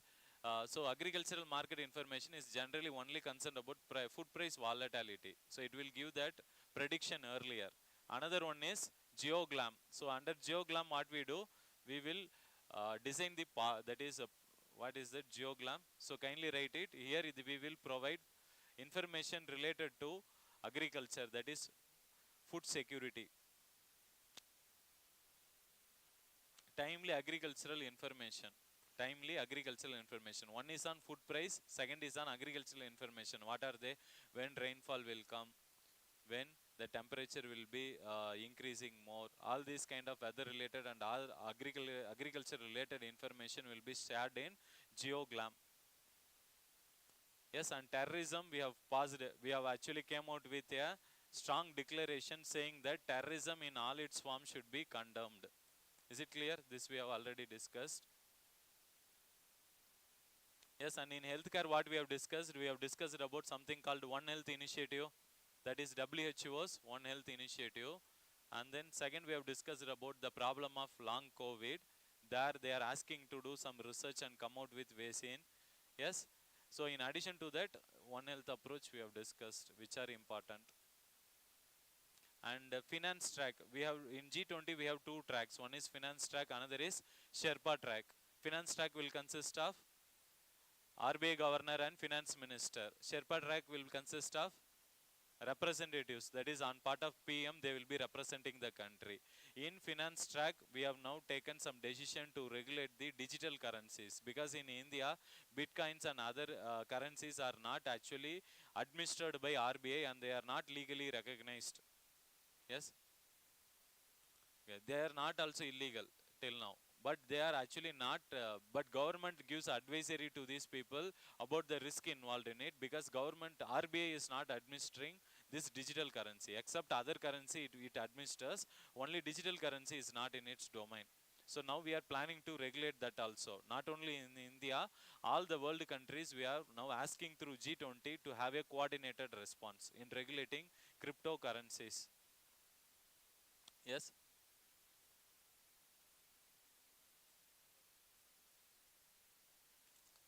Why we have not accepted means because of the safety concerns. Second, it will affect the black money can be again used in bitcoins, and a lot of trafficking, terrorism, those funds can also be channelized in bitcoins.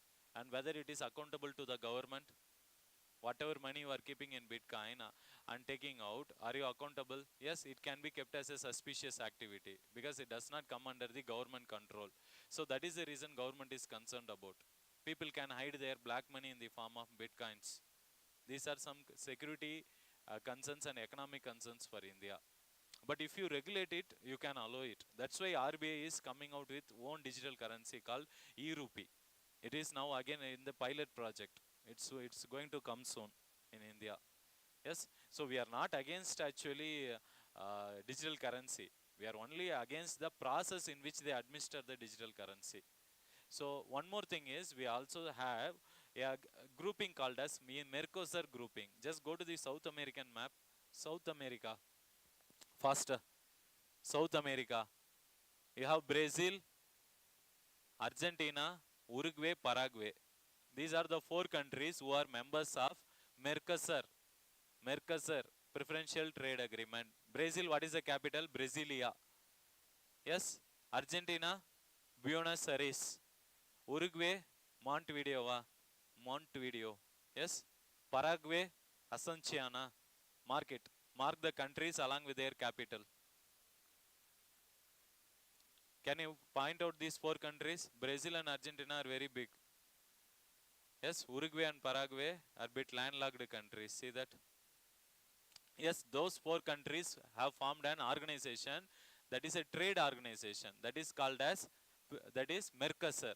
It is a South American trade trade agreement which has been signed between these four countries, and in that India has also signed a deal with them in the past. What is that? For preferential trade agreement. What do you mean by preferential trade agreement? These two countries will agree on some goods. So for example, on mobile phones only I want reduction in taxes means they will implement, not for other items and all. So only for selected goods and services they will go for reduction in taxes, import tax. That is referred as preferential trade agreement.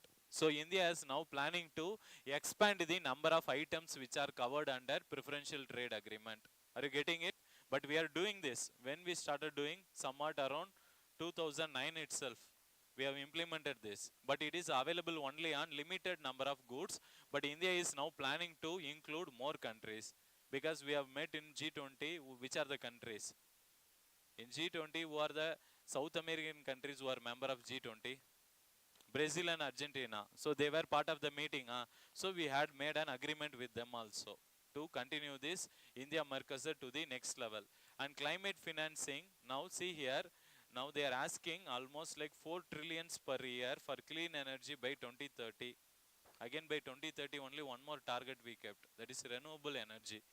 And climate finance also they are asking more money now compared to last time. Now countries are demanding more. For the why they are asking money? For the technology, yes, for the access to technology they require money, especially solar energy, wind energy and all. Yes, Nipah virus when it originated first 1998 in Malaysia, and there it is referred as, what is the name, Sungai Nipah. Yes, it originated in Malaysia in 1998 and it belongs to RNA category.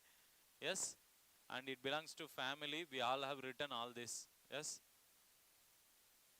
And what is the mode of transmission? It actually transmits through fruit bat, but it was first observed in pigs only.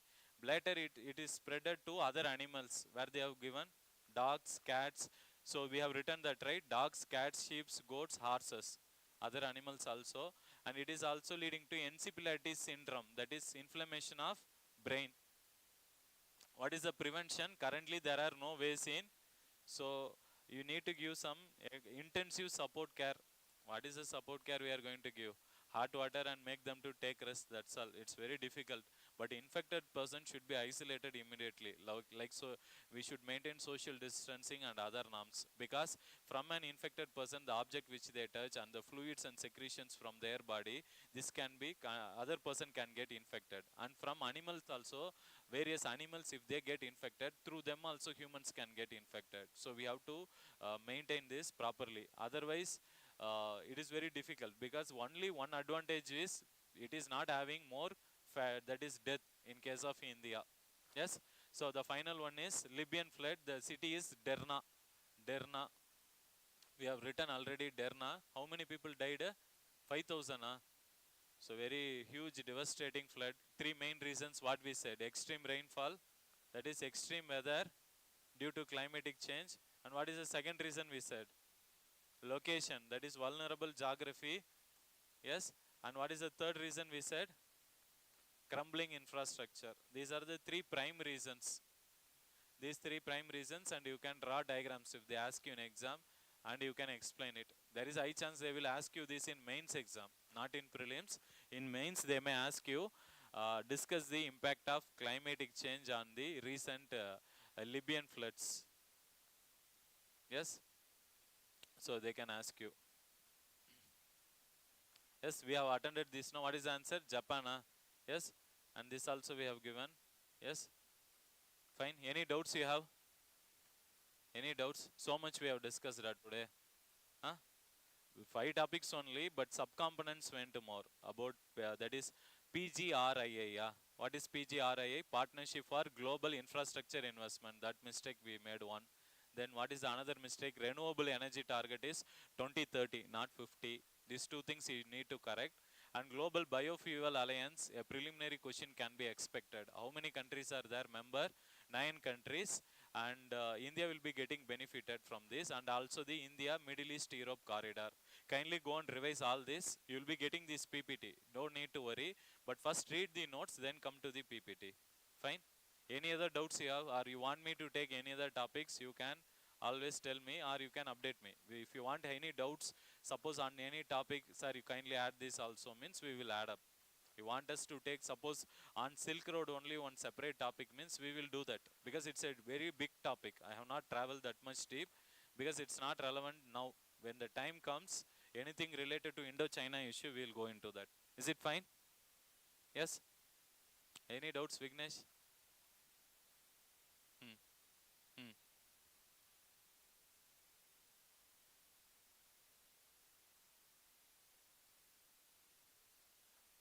that about India's ranking. Uh, uh,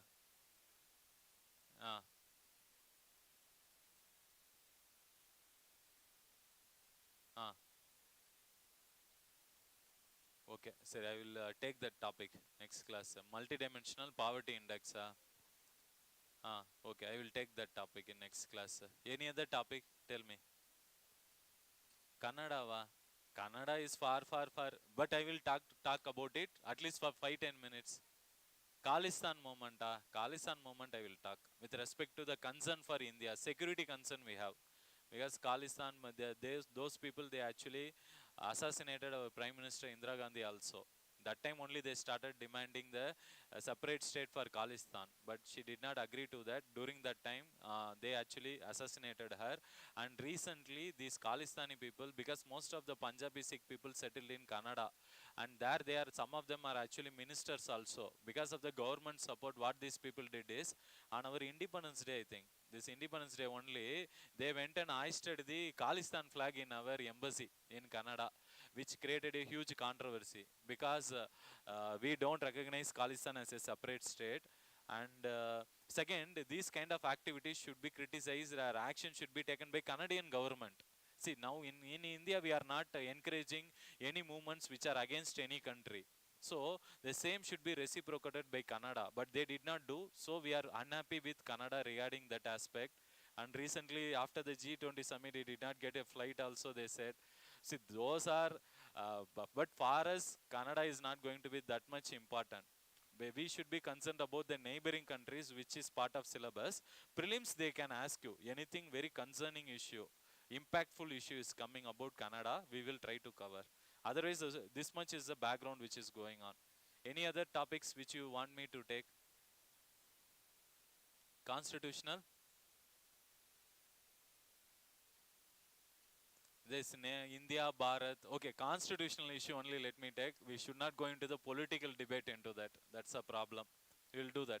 So one on, he asked about multidimensional poverty. Second on this, and Canada will give you a brief outcome. So next we will discuss these three topics extra, apart from the normal topics which we will discuss. Yes? Hmm. Oh, they are saying that more people are affected by poverty in India. Va? Yes, yes. But because in India we are claiming 22% only people are in poverty now, 21.9%.